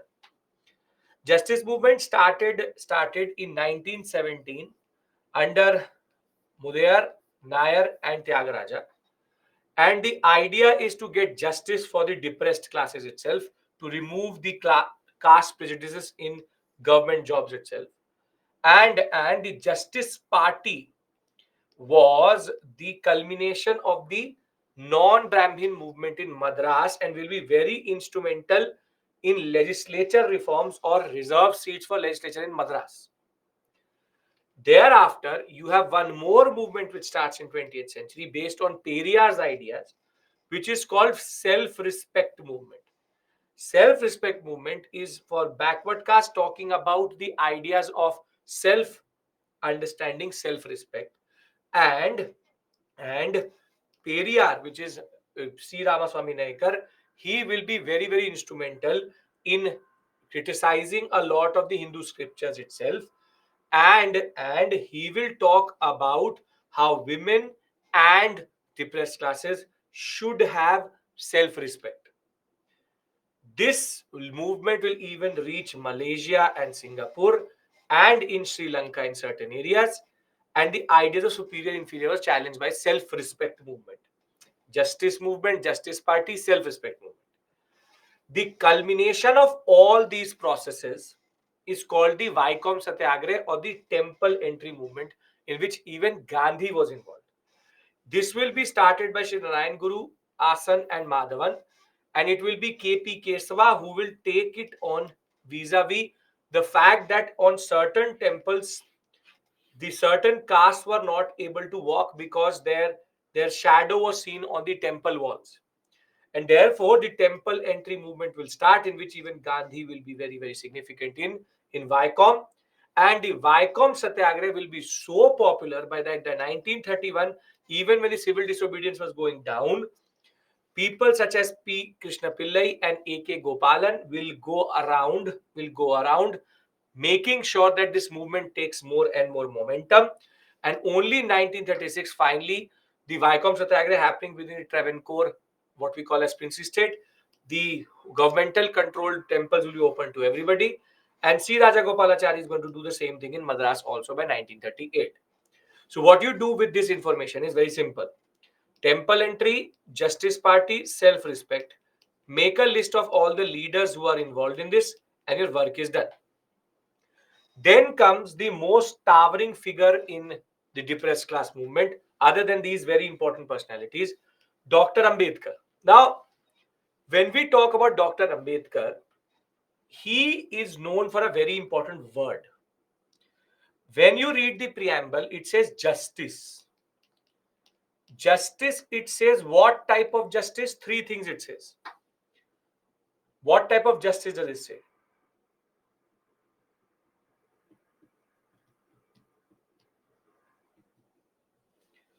Socio-economic, political, social, economic, political. Ironically, the concept of social justice is the product of Dr. Ambedkar. Dr. Ambedkar is the one who actually talked about social justice. See, everybody either talked about economic, talked about political, but Dr. Ambedkar said that the depressed classes, if they get political and economic justice first, or political or economic empowerment first of Indian society, would in turn lead to the perpetuation of depressed classes still forward. Only when independence and our movement is based on social justice, where everybody becomes equal, then only political and economic empowerment will make sense. And this is a very important concept he introduces, that political and social empowerment political and economic empowerment is useless without everybody being equal at this point of time. And therefore, he will devote his life against untouchability. And he believed that it is a slavery on the entire Hindu society how we perpetuate untouchability. And therefore, the emancipation of the Dr. Ambedkar, what we argued was that the emancipation of untouchability, freedom from untouchability is important. But his core idea is the idea of social justice. Economic and political issues cannot be resolved if social justice is not given. If political emancipation comes, it will be the rule of the upper caste Hindus. If economic empowerment comes, it still leads to casteism and mental slavery. So casteism needs to go away, then only political or economic will make sense. And therefore, from child marriage to reforms in the what we call as a society, education was his way of moving forward. Education was his way of moving forward. Dr. Ambedkar, that way, is instrumental in discussing this aspect of education, social justice in that sense. Now, as an activist of repressed classes, he set up what is called the Bharishkrit Hitkarni Sabha, which worked for education and culture of the downtrodden. Further, Dr. Ambedkar was involved in the what we call as the Kalaram Temple Satyagraha or Temple Entry movement in Nasik. He was also has a distinction of being the member of all three roundtable conferences. In Pune Pact, he gave up the idea of depressed class having separate electorates, understanding his role in Indian history. And he will develop the Independent Labour Party in 1936. And by 1939, he was an ardent, very major critique of fascism.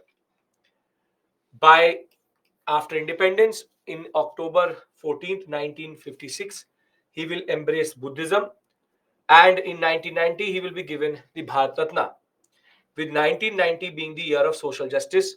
And today, the Dr. Ambedkar Foundation stands with the Ministry of Social Justice and Empowerment to work for empowerment of the people. Now, this is the relevant portion for the examination with regards to Dr. Ambedkar, though a very interesting and long topic. Though in optional, we do it in much more detail. You just have to remember his Mook Nayak Weekly, Janta, Annihilation of Caste, Untouchables, and Buddha or Karl Marx. Dr. Ambedkar, in that sense, created a new idea, and that was the idea of social justice. So, in the examination, you can expect a match the following question: organizations and newspapers or weekly. Are we clear about this? Dr. Ambedkar, relevant portion for the examination. Yes, okay. Thereafter, a small topic which is left is civil services committees. I have already done Wohura, Sad, Har, Sir. I've done with you the concept of SLM. We discussed previously also the concept of this was Femine commissions. This was the concept of education commissions. So now we come to the last major commission other than Butler. Butler commission is about paramountcy, which I will discuss with you next week. Paramountcy. Paramountcy. We have civil services committees, and they are just one. AIL. Atchison, Inslington, and Lee. And there are two acts which were very important. From which act did we get open competition? Which act did we get open competition?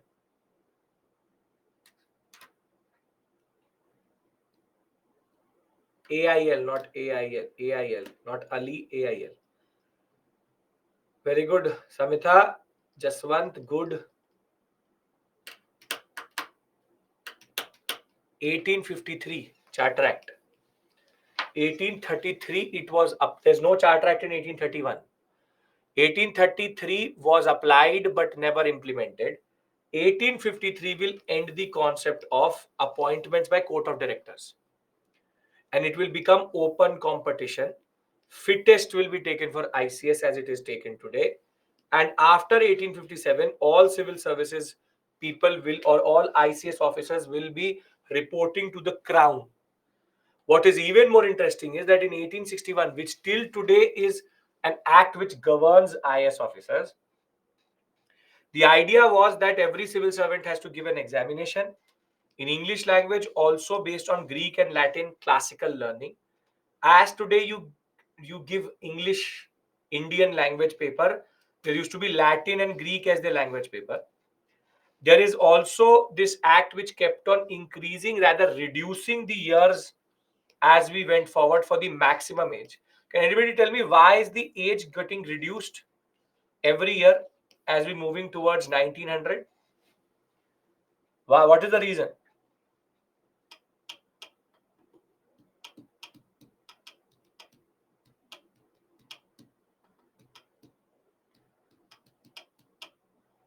What is the reason? As nationalism is becoming higher and higher, they kept on reducing the age that Indians could not enter. Could not enter. And 19 is a very difficult age to do anything.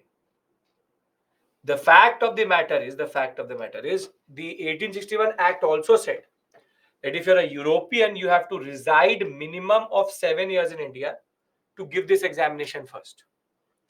And you also have to clear a vernacular language paper, which till today happens, wherein when you will go to Labasna, if your cadre is other than your mother tongue, which mostly is, you have to learn the vernacular of for example, if you are from UP and you get Tamil Nadu cadre, you have to learn Tamil.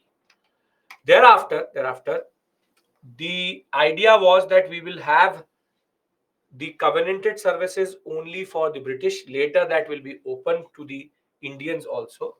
And in 1863, brother of Tagore, SN Tagore, will qualify as the first Indian civil servant. And in 1878-79, the fact was that 1/6 of covenanted posts were to be filled by Indians of high families, but this system was never were never properly implemented. So there was no quota in 1860, 78 or 79. Now come the three commissions. One is Dufferin-Atchison Commission. This is known for three things. Only England, and he will create the PCS, state PCS, UPSC, and SSC model. Imperial Indian Civil Service, provincial civil services, subordinate civil services. The idea that there needs to be a public service commission, there needs to be a state public service commission, and a SSC. And he raised the age to 23 in 1886 finally, which from 19 to 23. Then comes Inslington. Inslington is the one who said that simultaneous exam can happen. Will begin in 22. In 1924, for the first time in Allahabad and in London, the examination will happen together. And thereafter, you have the last, which is Lee, which changed everything. Which is, it will say that we should have more branches: service of engineers, forest service, education service. But this will decide on the quota. 50-50% should be Indian and British next 15 years. And that is why by 1920, from 1924, by 1945, we had 55% Indian, 45% British. Because it was very hard to recruit after 1939. Britishers were involved in the Second World War. So the simple point is, this act will be extremely important in giving parity. So what you have to again remember is AIL. A is UPSC, SPSC, SSC. This is simultaneous exam 1922. And this is 50-50. This will also increase the age to 23. If you can remember this slide, the commissions are done.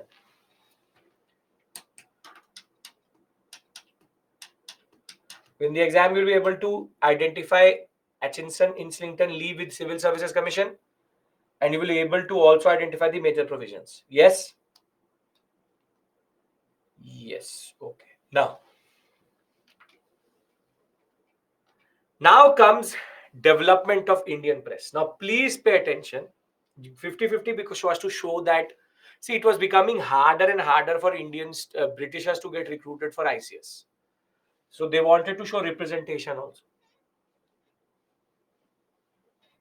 AIL is UPSC aspirant giving simultaneous exam, got 50-50. Yes, perfect. Now, I have to tell you something very clearly here, which is that this is a heavy area. There are close to 15 different regulations. I have already given the tables to remember. Now, what I want from you is that you just enjoy this whole journey with me of knowing about how press developed in India and how regulations were there. Here, the input does not justify the output. So, therefore, are not going to die over this whole area itself. If there's a question, it will be out of this area only, what I'm discussing with you. But a very smart aspirant will pick up this topic first or last. Puja, 50-50 months and means 50% Indians, 50% Britishers in ICS composition number wise. Last. And this is what you're even going to also do. When you have nothing to do, which is never going to be the case, you come to this topic. What I want to say is, I've done with you 1 to 21 modules. These 21 modules are very important till 15th August 1947. 22nd module is miscellaneous. AIL, Dr. Ambedkar, and the tables are important generally. Congress sessions and everything I've given to you. You only pick up this module when you covered everything. Can you now promise to me that 1 to 21 is not going to be a problem for you? You will do it properly where everything is more or less important. 22 you will only pick up once you've mastered 1 to 21. Can we have this agreement here?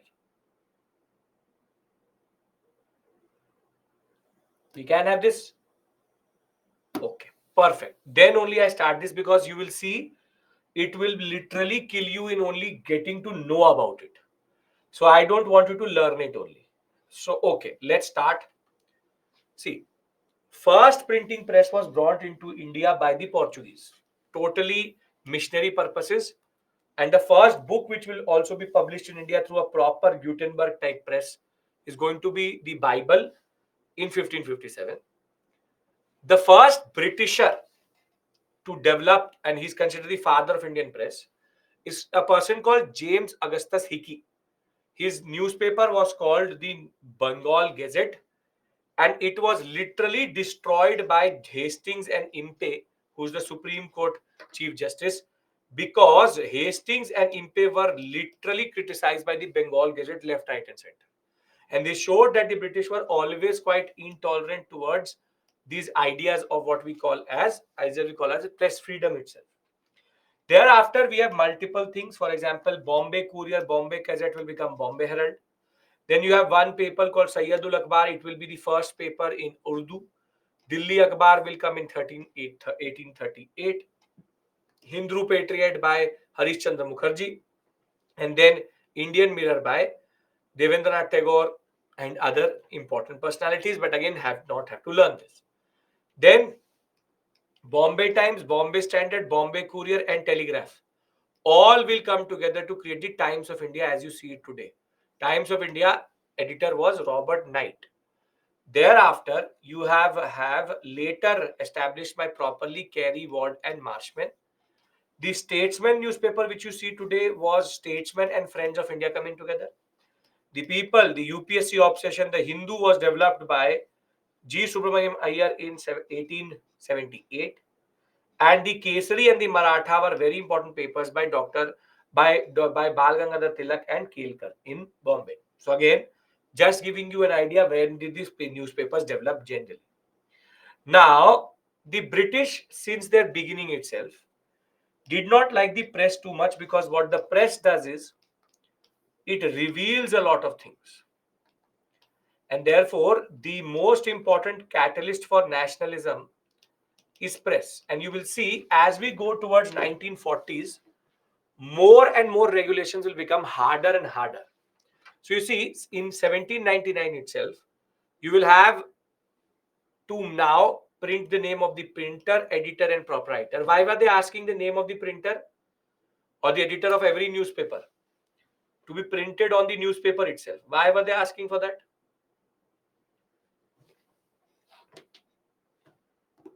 They were asking because if something would happen, either you get arrested or you get punished. So every material has to go for pre-censorship, and every magazine, book, pamphlet has to go for pre-censorship. And Hastings did not like this because it was too hard to follow. So John Adams, in between Hastings and Wellesley, he said that you need to get a license and you will be fined 400 rupees if you publish something which is against the British. And Miratul Akbar is going to be the first paper to get ceased to publish after the license was not given. The liberator of the press is Metcalfe, a person called Charles Metcalfe. He removed all the different things which were before him, and he said that only give us the name of the publisher and no pre-censorship and all. That way, Metcalfe Press Act 1835 is considered a very important moment. Then you have the Licensing Act in 1857. So in 1857, they resumed back the concept of printer press name without license, discretionary grant, and government can stop publication. Now, obviously, it cannot be a coincidence that the same year they have 1857 revolt. They're asking for proper regulations and every regulation coming back itself. Thereafter, you have the Registration Act of 1867. In this, it will now replace everything what Metcalfe had done, and every book, newspaper needed publication place, printer, and publisher. And 1 month after publishing, within 1 month, you should need to send the book to the local government so they can censor it and see it, and they can stop publication if needed. Then comes this 1868 to 19 period. In this, there were two types of newspapers, some who support Raj, some who criticize it. But after Jallianwala Bagh, that division, this will go down this will go up because Jallianwala Bagh, in a way, revealed the real picture of the British in that sense. And that is why the worst paper act is called Vernacular Press Act, which is Act 9. Basically, this said that every vernacular newspaper needs to have a license, security should be paid with security deposit, and if there's any dispute, the magistrate can stop it. No exemptions were given to vernacular papers, and that is why under Vernacular Press Act, Som Prakash, a paper, got stopped. S.N. Banerjee was imprisoned. Bal Gangadhar Tilak multiple times went to the jail because of this. And ironically, Amrit Bazar Patrika evaded the Vernacular Press Act by overnight turning into an English newspaper. In the morning, it was a Hindi newspaper. Overnight, Bengali newspaper. It became a English newspaper overnight because then it can evade the Vernacular Press Act itself. Thereafter, now as we move towards 1900, you will see it will become more and more problematic. You see, you tell me why they have given this provision. If any newspaper found enticing offenses, crimes of murder, any act of violence, this can put the end to the license of the newspaper. Why are they talking about it in 1908? Come on, tell me. We are revising the whole national movement now through Press Act itself. Why 1908? 1908, very good. The Jackson, AMT Jackson, the concept of Fraser, Fuller, Jackson, Kingsford, all come in this period between 1907 and 1908. So they needed to make sure that people could not glorify the revolutionary action. And multiple other provisions such as district magistrate could confiscate the press. Yugantar, Sandhya and Bande Matram, three papers will be stopped under this Yugantar group itself. And seven different presses were fortified. Fortified means forfeited, meaning that their licenses were again removed in that sense. But then you come to 1910 and it says that everybody has to deposit some amount with the magistrate and local government, and you can be then fined on it or you have to cancel it under that concept. Then 350 printing press will get penalized. Punjabi and Hinduvasi will basically stop. But the most beautiful act, after Tej Bahadur Supreme Committee said that these two needs to be removed, comes in 1931. Now you tell me, why is this provision there? The main feature of the act was that if any publication directly or indirectly admired the offense of any person, real or fictitious, the government could seize the press. Why are they saying it? 1931. Tell me why. For whom this provision is there? This is for Bhagat Singh. Bhagat Singh had now become a local hero, and therefore, any person or real or fictitious.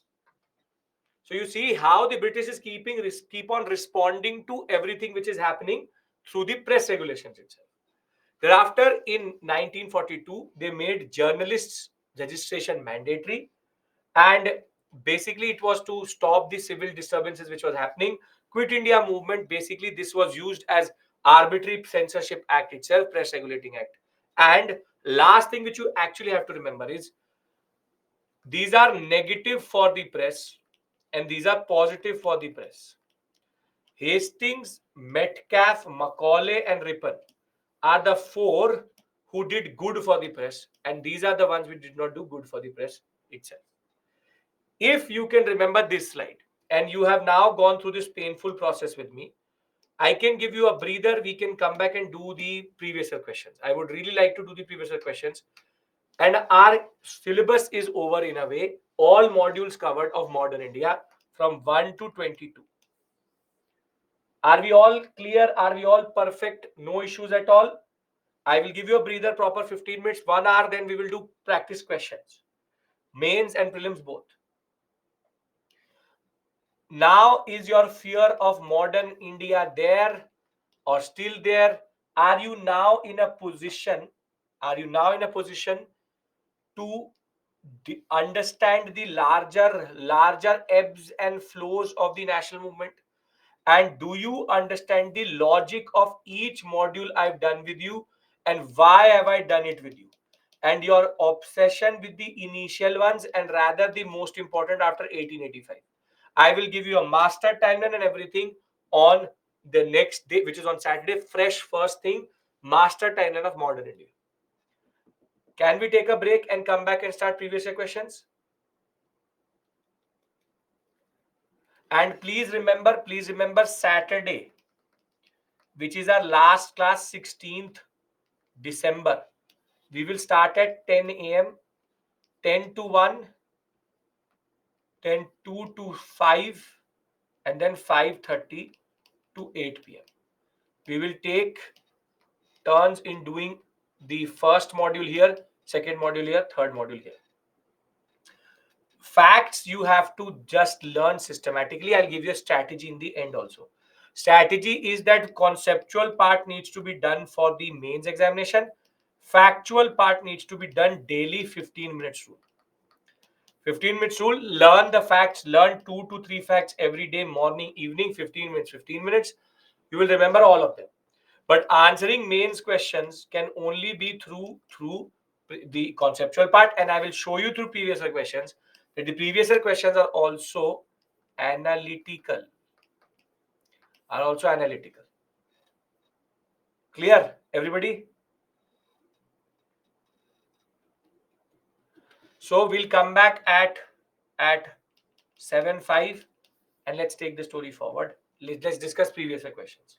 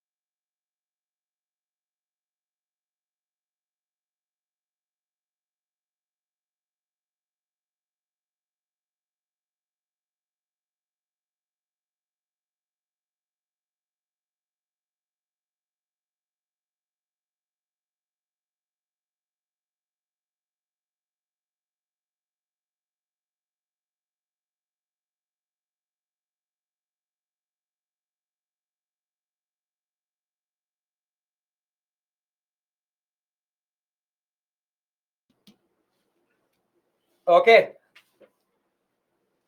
let's start our KBC and fastest fingers first. Okay. With reference to the proposal of Cripps mission, consider the following statements. The Constituent Assembly would have members nominated by the provincial assemblies as well as princely states. Any province which is not prepared to accept the new constitution would have the right to sign a separate agreement with Britain regarding its future status. I'll give you more time for this one so that you can read it properly. Come on. Shorter questions 30 seconds, longer questions 1 minute.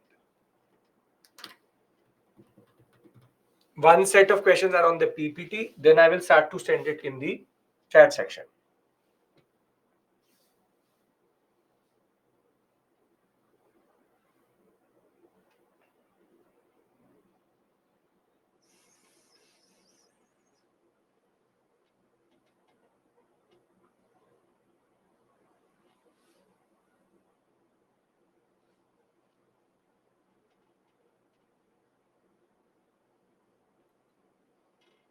Come on.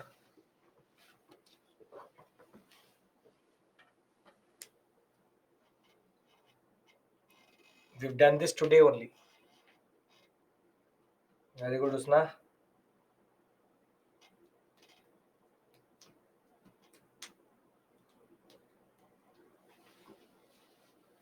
%50 if you're totally correct.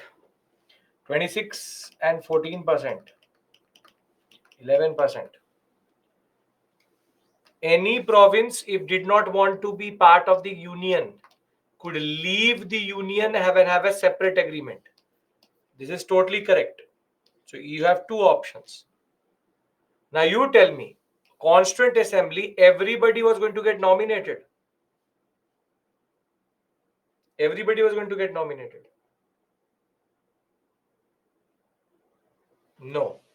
Nomination only from princely states. Provincial assemblies was proportional representation.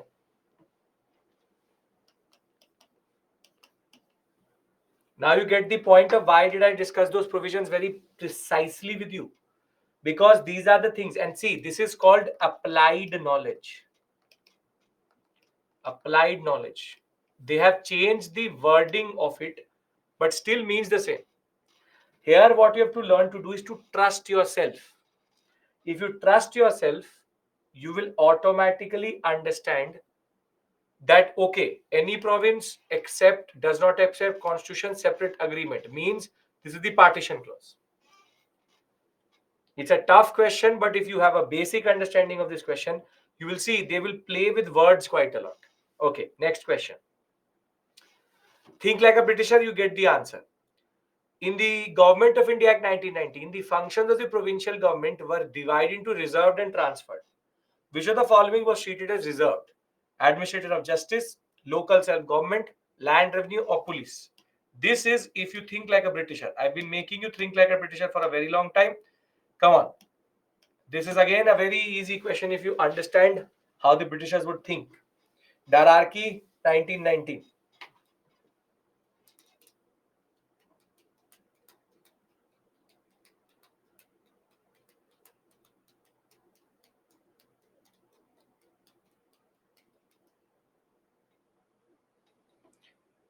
If this looks difficult, just one revision and you will automatically start to understand everything. I can promise to you what just you need is one revision. 80%, beautiful. 80% British are sitting here. Land revenue, they will keep it. Police, they will keep it. Justice, they will keep. They will never talk about local self-government and all. If it was reserved, it is these three. If it was transferred, two only. Now, is this question factual or is it analytical? You tell me. Is this factual or analytical?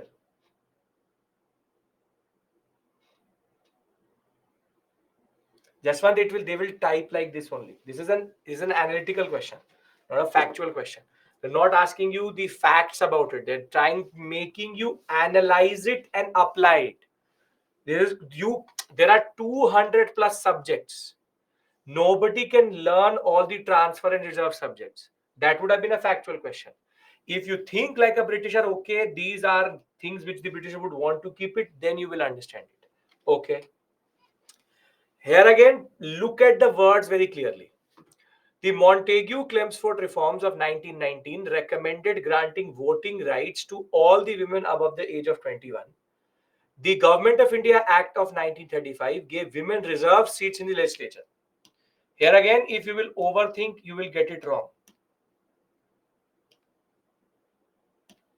Okay. How to identify factual analytical? Madhuri, if they ask you, for example, this newspaper is written by whom? That's a factual question. Analytical questions and or conceptual questions are application of a certain knowledge. Here again, they've applied the ideas. Factual questions are straight away quiz questions, as they called.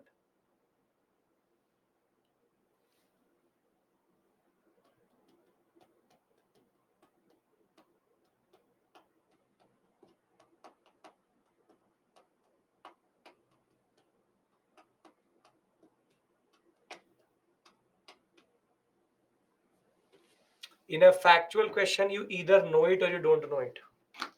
In a conceptual question, you have to think about it. Here again, they played with the concept, very beautifully played with that concept. 53% totally correct. 27% of you did not trust the examiner. 13% you are not reading closely. It says all. This has to be incorrect. All, they will never give anything to all. I told you it is a limited concept, limited franchising. Now you tell me one thing. Separate electorates was given to women in 1935. I have written that in the morning itself, first 1 hour. Was it given to women? Separate electorates was given to women in 1935? Yes, it was. But what is the concept common to joint and separate? For a separate electorate to exist, do you need to reserve the seat? Answer is yes. So the examiner, what he's done is, he's only written gave women reserved seats, has not talked about joint or separate. And if it is not saying that, we will go with the statement being correct. Because he has just said reserved seats, yes. In a way, then 1909 gave reserved seats to Muslims. 1919 gave it to the depressed, to the Sikhs and the others. And 1935 gave it to depressed classes and women. Here, if you become Chata Chaudhary or try to become Sherlock Holmes, you will get this wrong. Which is they are looking for something further. So, 1919, I don't even need to know the provisions because all is an extreme statement, Gula. This is a trick. When all, never, no, these are called extreme words. If you look at these, you should always look for the statement properly. Again, not a difficult question if you've revised. The problem is revision is something which is needed and you will automatically get it. Then, again, very beautiful question. The Gandhi-Irwin Pact included which of the following? It is not again a factual question, analytical question. Invitation to Congress to participate in roundtable conference. Withdrawal of ordinances promulgated in the connection with civil disobedience. Acceptance of Gandhi's suggestion for inquiry into police excesses. Release of only those prisoners who were charged with violence. Which of the following is included in the Gandhi-Irwin Pact?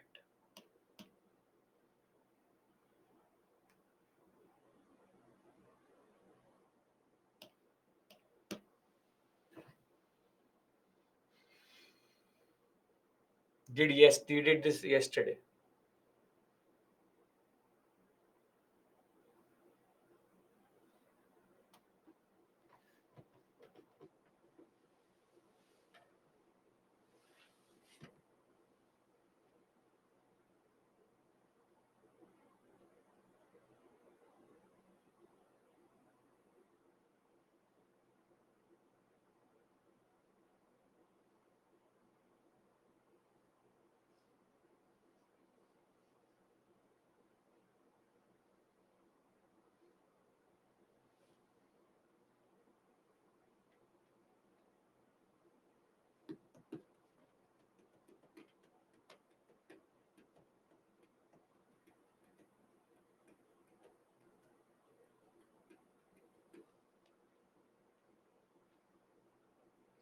Perfect.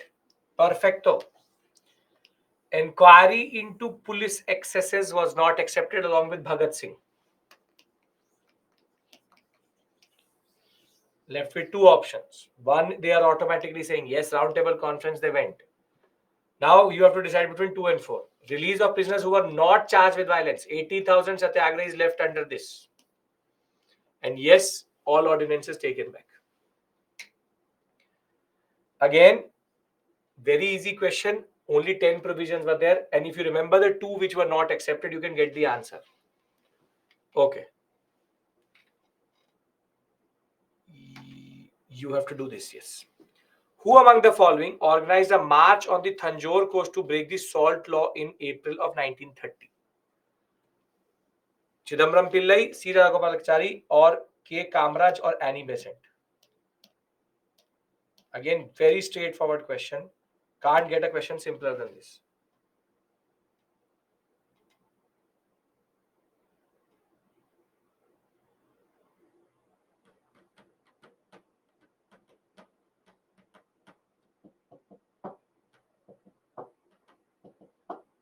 And if you don't know Thanjore coast, that is an issue.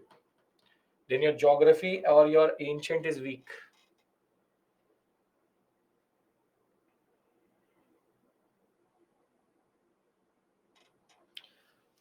I knew it. C. Rajagopalachari, Thanjore coast, Tamil Nadu. Chidambaram Pillai was the one who defended the national flag. There are only two other salt marches, Rajagopalachari and Kerappan. So the answer is C. Rajagopalachari. Malabar and Kurubandal coast. This is Thanjore coast. That was Malabar coast, Kerappan. Again, you saw the name and you presumed. Kamraj is syndicate. Annie Besant has nothing to do with this. Now, this question needs a very interesting idea.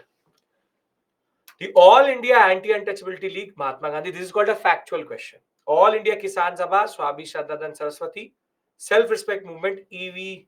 Ramaswamy Naikar. Here again, if you will look at the options, you will automatically get the answer.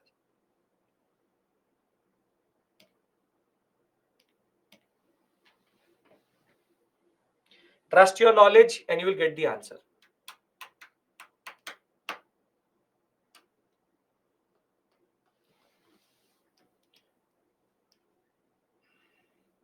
I hope till this point, one thing has been established, that the PPTs can be trusted in a way. I hope you understand that.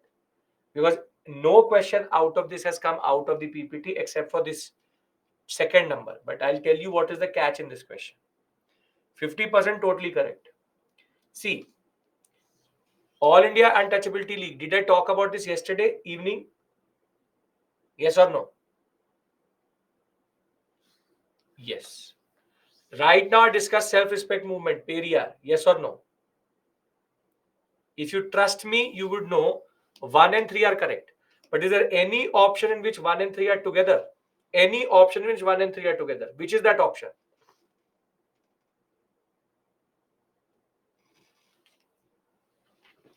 So this is correct, but here you only need standard knowledge.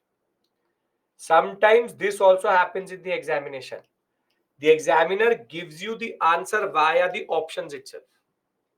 Now has become very difficult, 1 pair, 2 pair, 3 pair, but used to happen. Okay. Now I will send certain questions in the chat. Please pay attention to that. Right. Very easy, simple questions. This is a 2023 question. Have to answer it right now.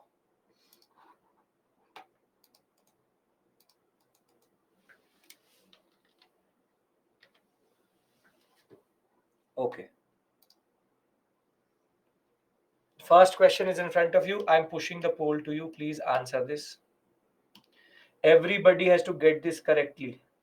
It's a very easy question. 2023.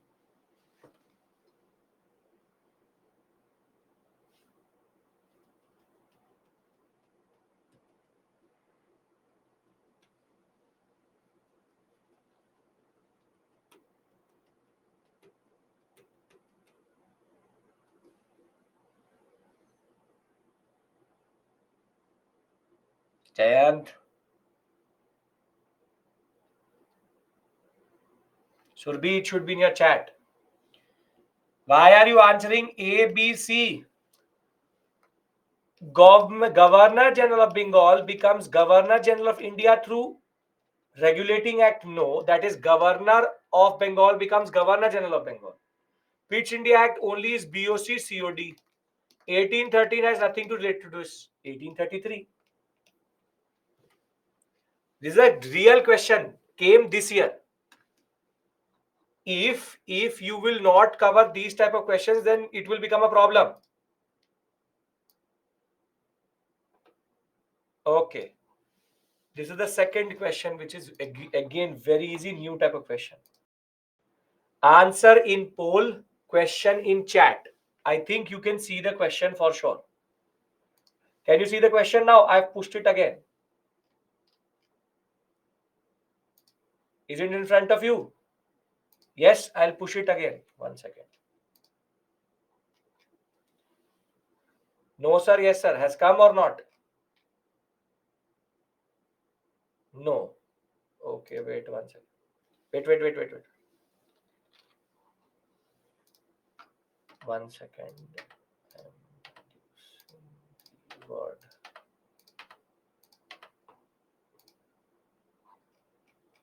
No. Still no.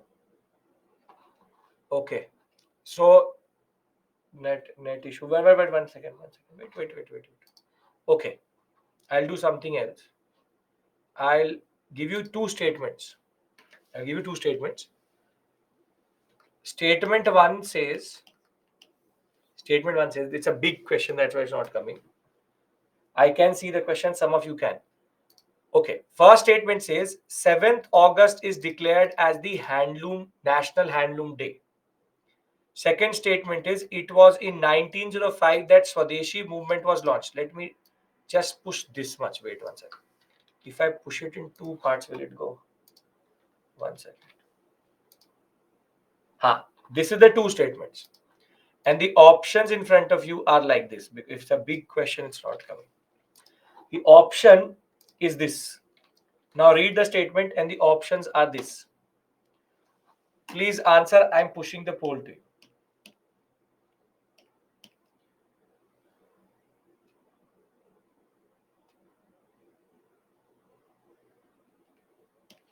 Okay.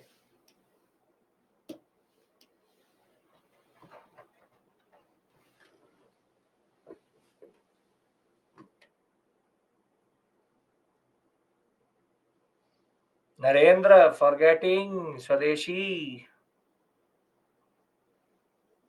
It was a big question, and that is why. Now I get it how to push. I hope this is helpful for you generally. Doing the questions generally. This is a new type of question which came.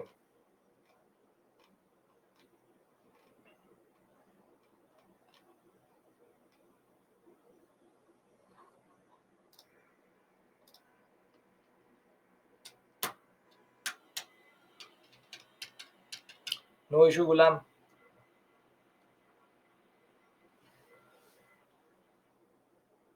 Perfect, 64%. First statement says 7th August declares the National Handloom Day. 7th August 1905 was the Swadeshi Bandhav Samiti getting formed. So, very simply, yes, 1 and 2 are correct, and statement 2 is the correct explanation of 1. This is a very netish type question. In the net examination, this is the type of questions which come. AIMS and NEET also you will see. Okay. This is again a very beautiful question. Very beautiful question. Out of 2021. Very beautiful question. Very easy, very beautiful. Okay. We've done it in the past 1 hour ago, we've done this question.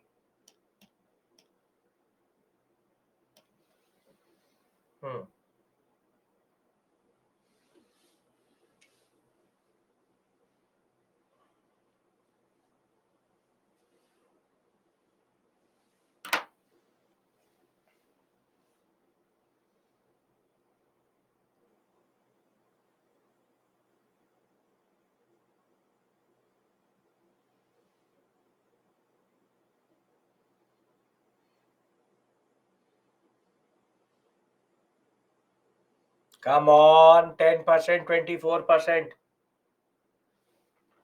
8th August, they all quit India resolution. 9th August, they get arrested. I did this one and a half hours back. You tell me, are these questions difficult? Are these questions actually difficult? The very easy question. Very, very easy question. Okay. If you get this incorrect, then there's a problem. 2021. Very beautiful, very easy question. Again, should be in front of you.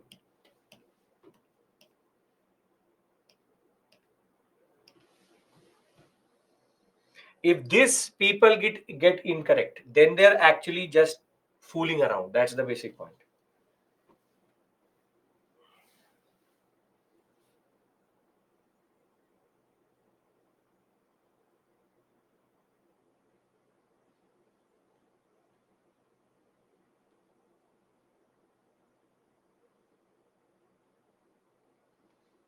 Yes, any very right. Discussed in the afternoon itself.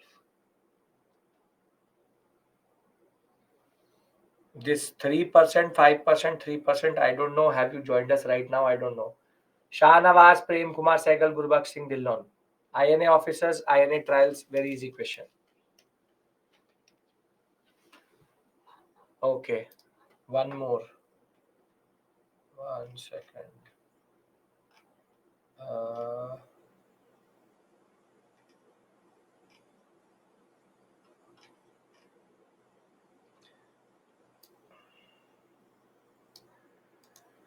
this is a question which we did previously, but very easy again. This is 2019.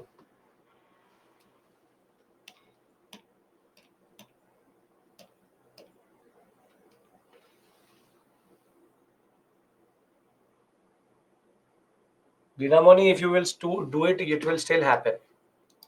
You can do that, what you're saying, you can do that. This is not 2019, 2020.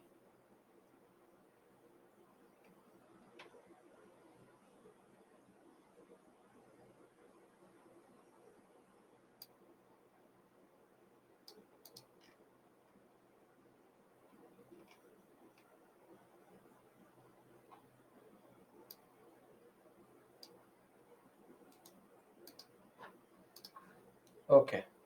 63, 10, 10, 8. Okay. Ulugan in the PPT itself, it says Birsa Munda pricing. Go back to the PPT and check. This is not a difficult question. Very easy, straightforward. Indigo revolt, Mapila revolt. 18. A, it can't be. B, it can't be. C, it can't be. Again, need revision, my friends. Need revision quite a lot. Okay, there are three statements here. One, two. Read it.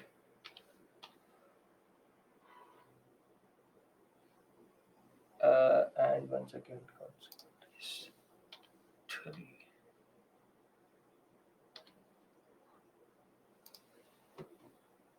Okay, didn't come. I have to do it. Acha, half and half.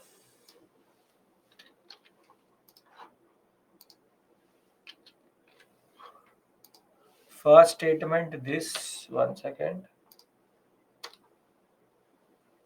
This is the second statement. Sorry. First is Mahatma Gandhi was instrumental in abolition of system of indentured labor. In Lord Chelmsford War Conference, Mahatma Gandhi did not support the resolution of recruiting Indians for World War. Consequent upon breaking the salt law by the Indian people, the Indian National Congress was declared illegal by colonial rulers. I'm giving you the options. First, second, third. First is I'm pushing the options to you also. One, then in is the second, third is consequent. Pushing the poll to you.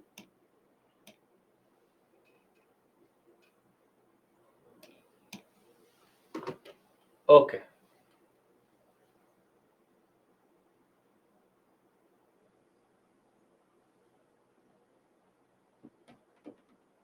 If you remember one word I've been saying since the morning, you will remember, or you will be able to answer this question very easily. Very, very easily you will be able to answer.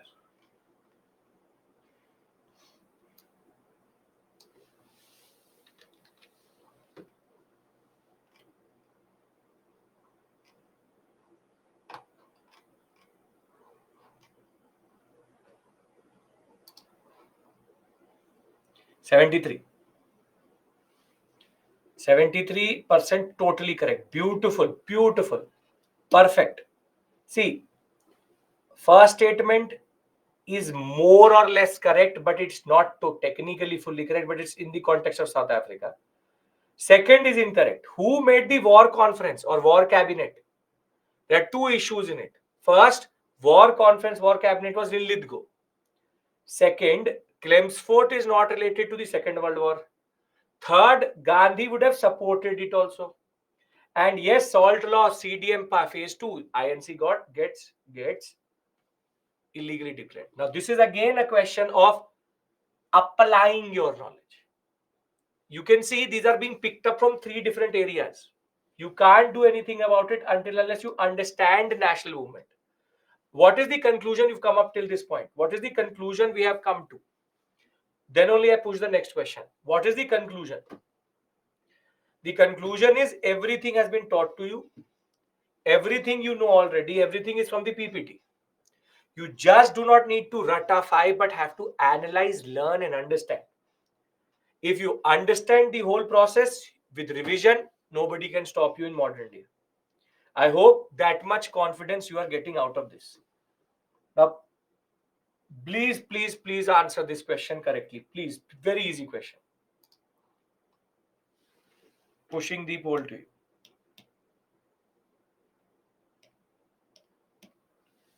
This is a 2018 question.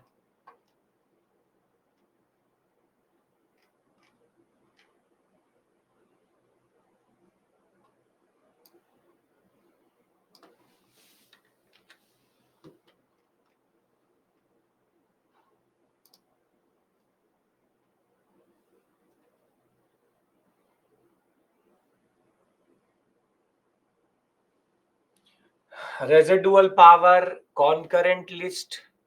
Every time the residual power will be with the Governor General. They will never give it to the provincial legislature that is Indian controlled. The fact of the matter is, if you just use your mind, you will automatically come to this question. Analytical approach, very, very important. Yes, that is the point. Now you see this question. Again, you see, it's a very easy question if you understand the national movement.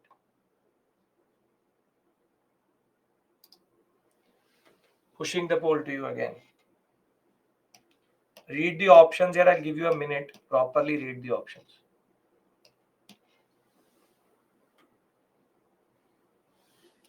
Come on.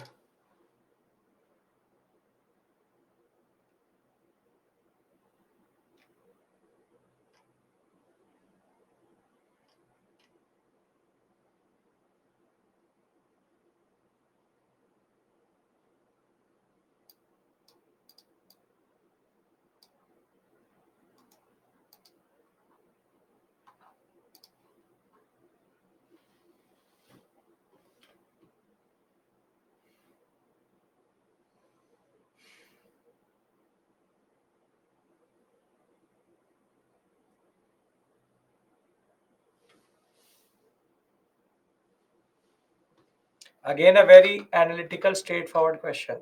Does not need a very... Husna, we're answering everything correctly till this point. Again, 45 and 32. What is the difference? It says significant aspect. So you think that then Champaran Satyagraha will lead to drastic decrease in cultivation of crops all across India? The people who have answered D, do you understand that you are overreaching? Isn't Champaran about the peasant coming and becoming the part of the Indian national movement, and not in Champaran, indigo stopped? This means all across India, commercial crops stopped. and that too the word is written drastic. This is called an extreme statement again. Dalit and tribal it can't be, lawyers it cannot be. Do you, the people who answered D, do you understand your mistake? Drastic, and that too you're talking about through Champaran, all of India. This is where you need to understand, understand.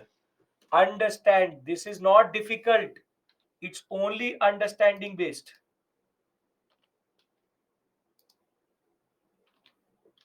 Okay. Last two more.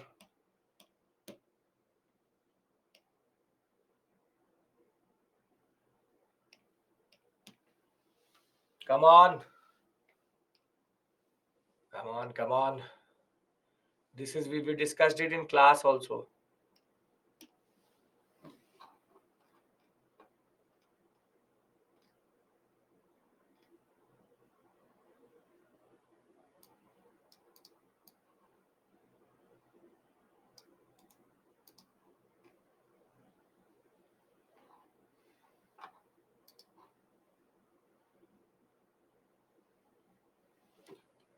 Cornwallis is permanent settlement. Automatically all options get incorrected. 1, B, A, B, D all get automatically incorrected. Cornwallis is permanent. I hope you remember that. Cornwallis is permanent. Come on. Come on. Okay. One more. And after that, one more. Okay. This is again a very beautifully written. I'm giving you more time.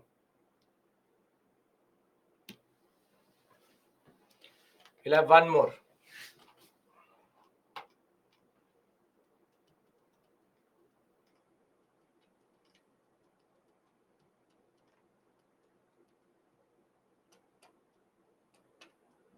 We'll do two. 1, 2, 2, 2, 3 questions we'll do. 3, 4 questions or we can do. 4 more we can do.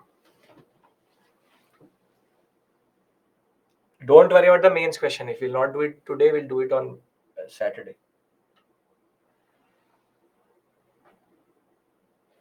Again, Dinesh, if you're mixing up two concepts,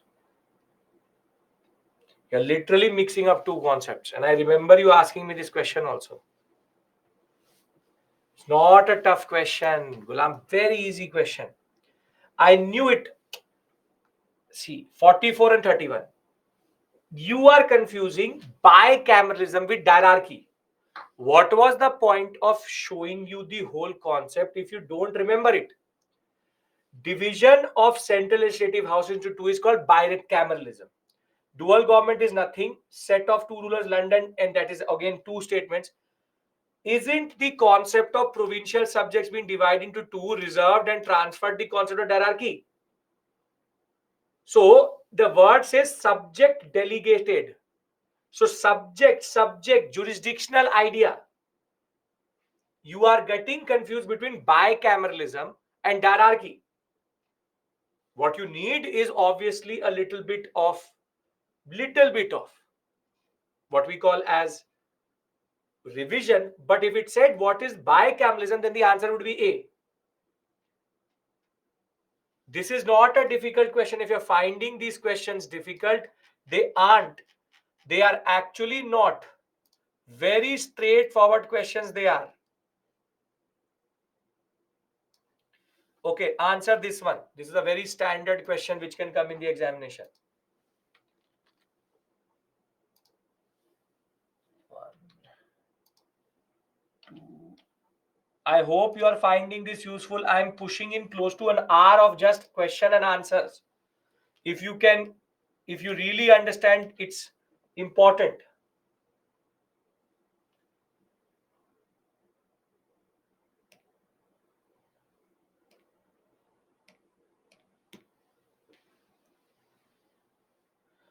This is the point of giving you timelines. This is the point of giving you timelines.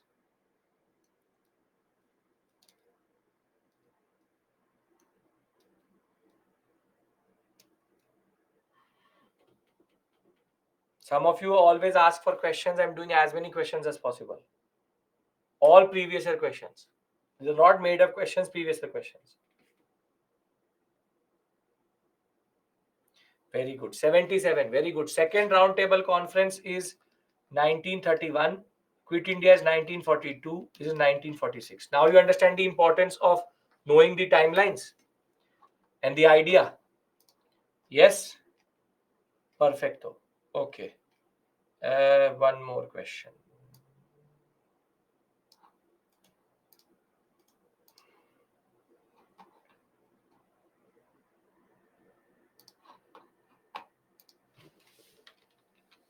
Here again, don't overreach. Do not overreach and you will easily be able to do this question. Read it properly.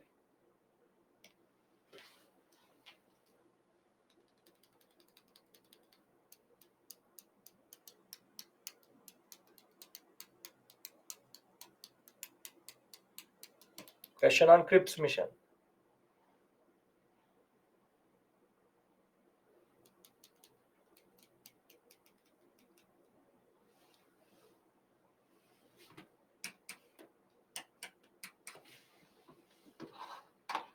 Come on, come on, come on.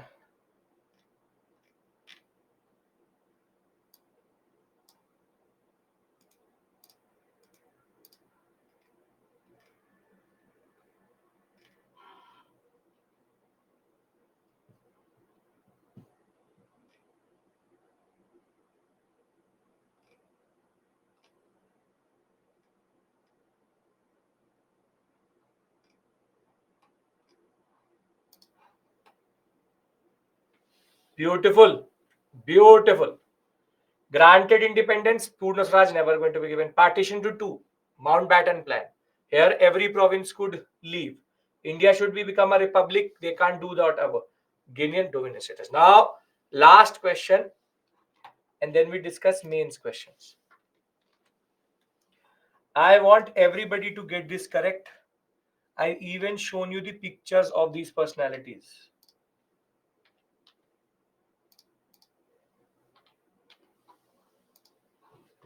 Last question. Then I show you the leaderboard.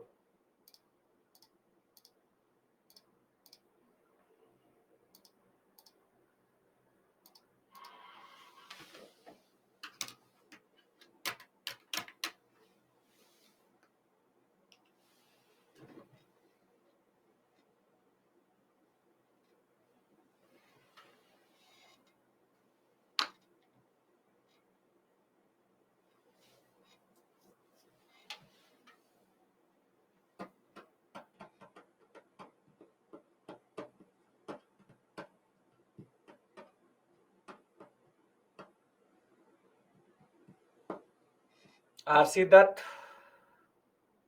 and Dadabhai Naroji, I showed you the two pictures. There's no option with 1 and 3. And G. Subramaniam Iyer and G.V. Joshi are the last four together. 74% correct. Can you see? We have straightforward. You can see the leaderboard, right? Samita 180 first, Debasmita 180, beautiful. Vivek, very good, 170. Prateek, then Tarun, then Nikhil, then Jayant, then Ravi, Akash, Gulam. Certain questions, little bit of issue. Kamalini never said nothing but Gumnami Baba. Sahana never said nothing. Janita, Gaurav, Ananya, Himadri, Eni, Pradeep, Surabhi, and then Pooja, and then Akanksha Tyagi. So I don't know how many questions I've asked you. 180 out of 18 questions I've asked you, Samita. 18 questions. 19 questions. So you also got one incorrect. Which was on that? Hey, Smita, which questions incorrect? Samita, which question incorrect?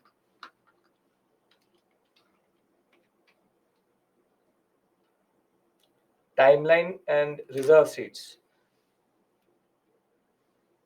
Get understand the mistake. Mine one incorrect. Mostly that reserve seats one is the one which is the time. Now please tell me one thing. I hope this gives you confidence at least that if you really stick to the PDF and go through what I've done. You have all the different, what we call as recordings also available to you. Will you be able to answer questions which are not out of the box or quiz type questions? That is always the case. If four questions are coming, three will be manageable, one won't be. I'll not judge you from that one. But will you be able to manage? Are you confident enough to do that? Yes? Yeah, perfect. Beautiful. Now, now let's look at the mains question, because there's a very interesting pattern which emerges. Very interesting pattern. You see, we have done this question. Why did the armies of the British India Company, mostly comprising of Indian soldiers, consistently lose? This question is already done. Vis-a-vis, we were trying to understand how it was disunity and treachery. This also we've done, which is sudden spurt of famines in the colonial period, which is basically economic. We've done this last to last week. I want you to see these three questions together and tell me if they're the same question or the different question. Bring out the constructive program of Mahatma Gandhi during non-cooperation movement and civil disobedience. This question is a separate. Then you read second and third. Since the decade of 1920s, the national movement acquired various ideological stands, thereby expanded its social base. Discuss. Many voices had strengthened and enriched the national movement during the Gandhian phase. These two questions are exactly the same, but the wording is different. They are asking you about 1920s.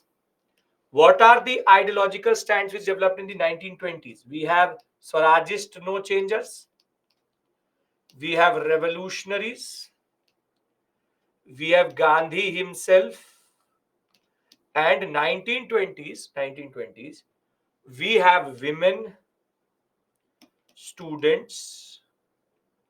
If you look at it, AITUC, which is All India Trade Union Congress, student movements, revolutionary activities, everything. This question is asking you about different ideologies and social base. It is talking about strengthened, enriched by national movement. These two questions are exactly the same in 2020 and 2019. Just they have changed the wording itself. These are called analytical questions, where they're trying to basically go through a certain set of questions, certain movement, and bring out everything. In a way, this question is also similar. Mahatma Gandhi during non-cooperation civil disobedience, what is the constructive program? During non-cooperation, what is his main aim? Constructive program. What is Gandhi's main aim in non-cooperation?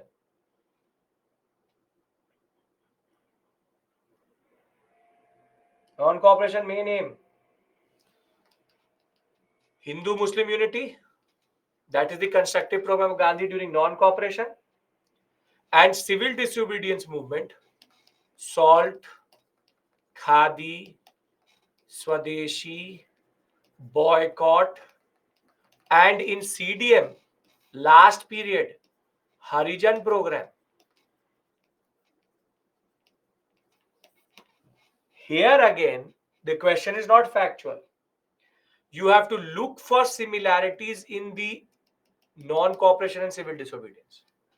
Why am I showing you this question? Because you need to understand that what I've been screaming for the past, today also close to 8 hours, since the past 5 weeks, that the questions are theoretical.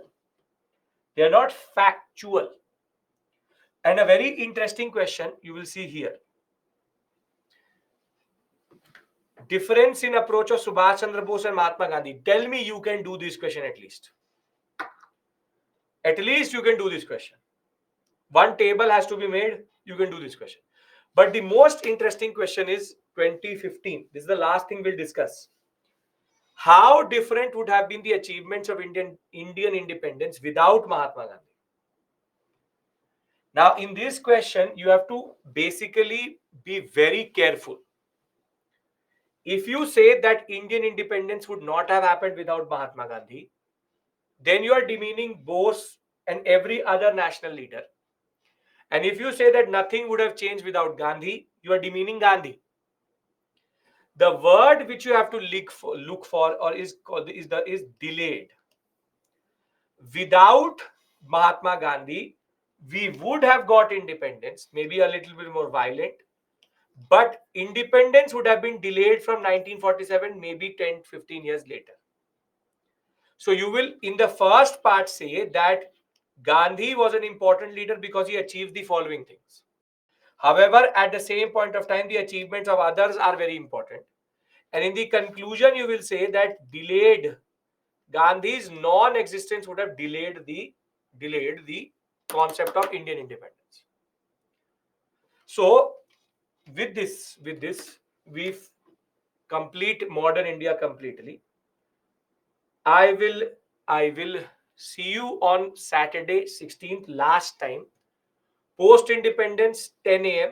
Please not be late. Remember 10 a.m. 16th December is your last class. So I hope modern India is now complete and over, and now you don't have a fear of it. Thank you so much. You've been very patient. And with these weekend classes, as it is, we are going through a lot of longer sessions. I've tried to give as many differences as or breaks as possible to make it as easy for you. So at least when it comes to modern India, now your fear is over and you are capable of basically becoming or looking at spectrum with now a little bit of more confidence. So thank you. Take care. Happy independence. And I will see you Saturday for the last time with regards to weekend. Thank you. Take care and bye bye.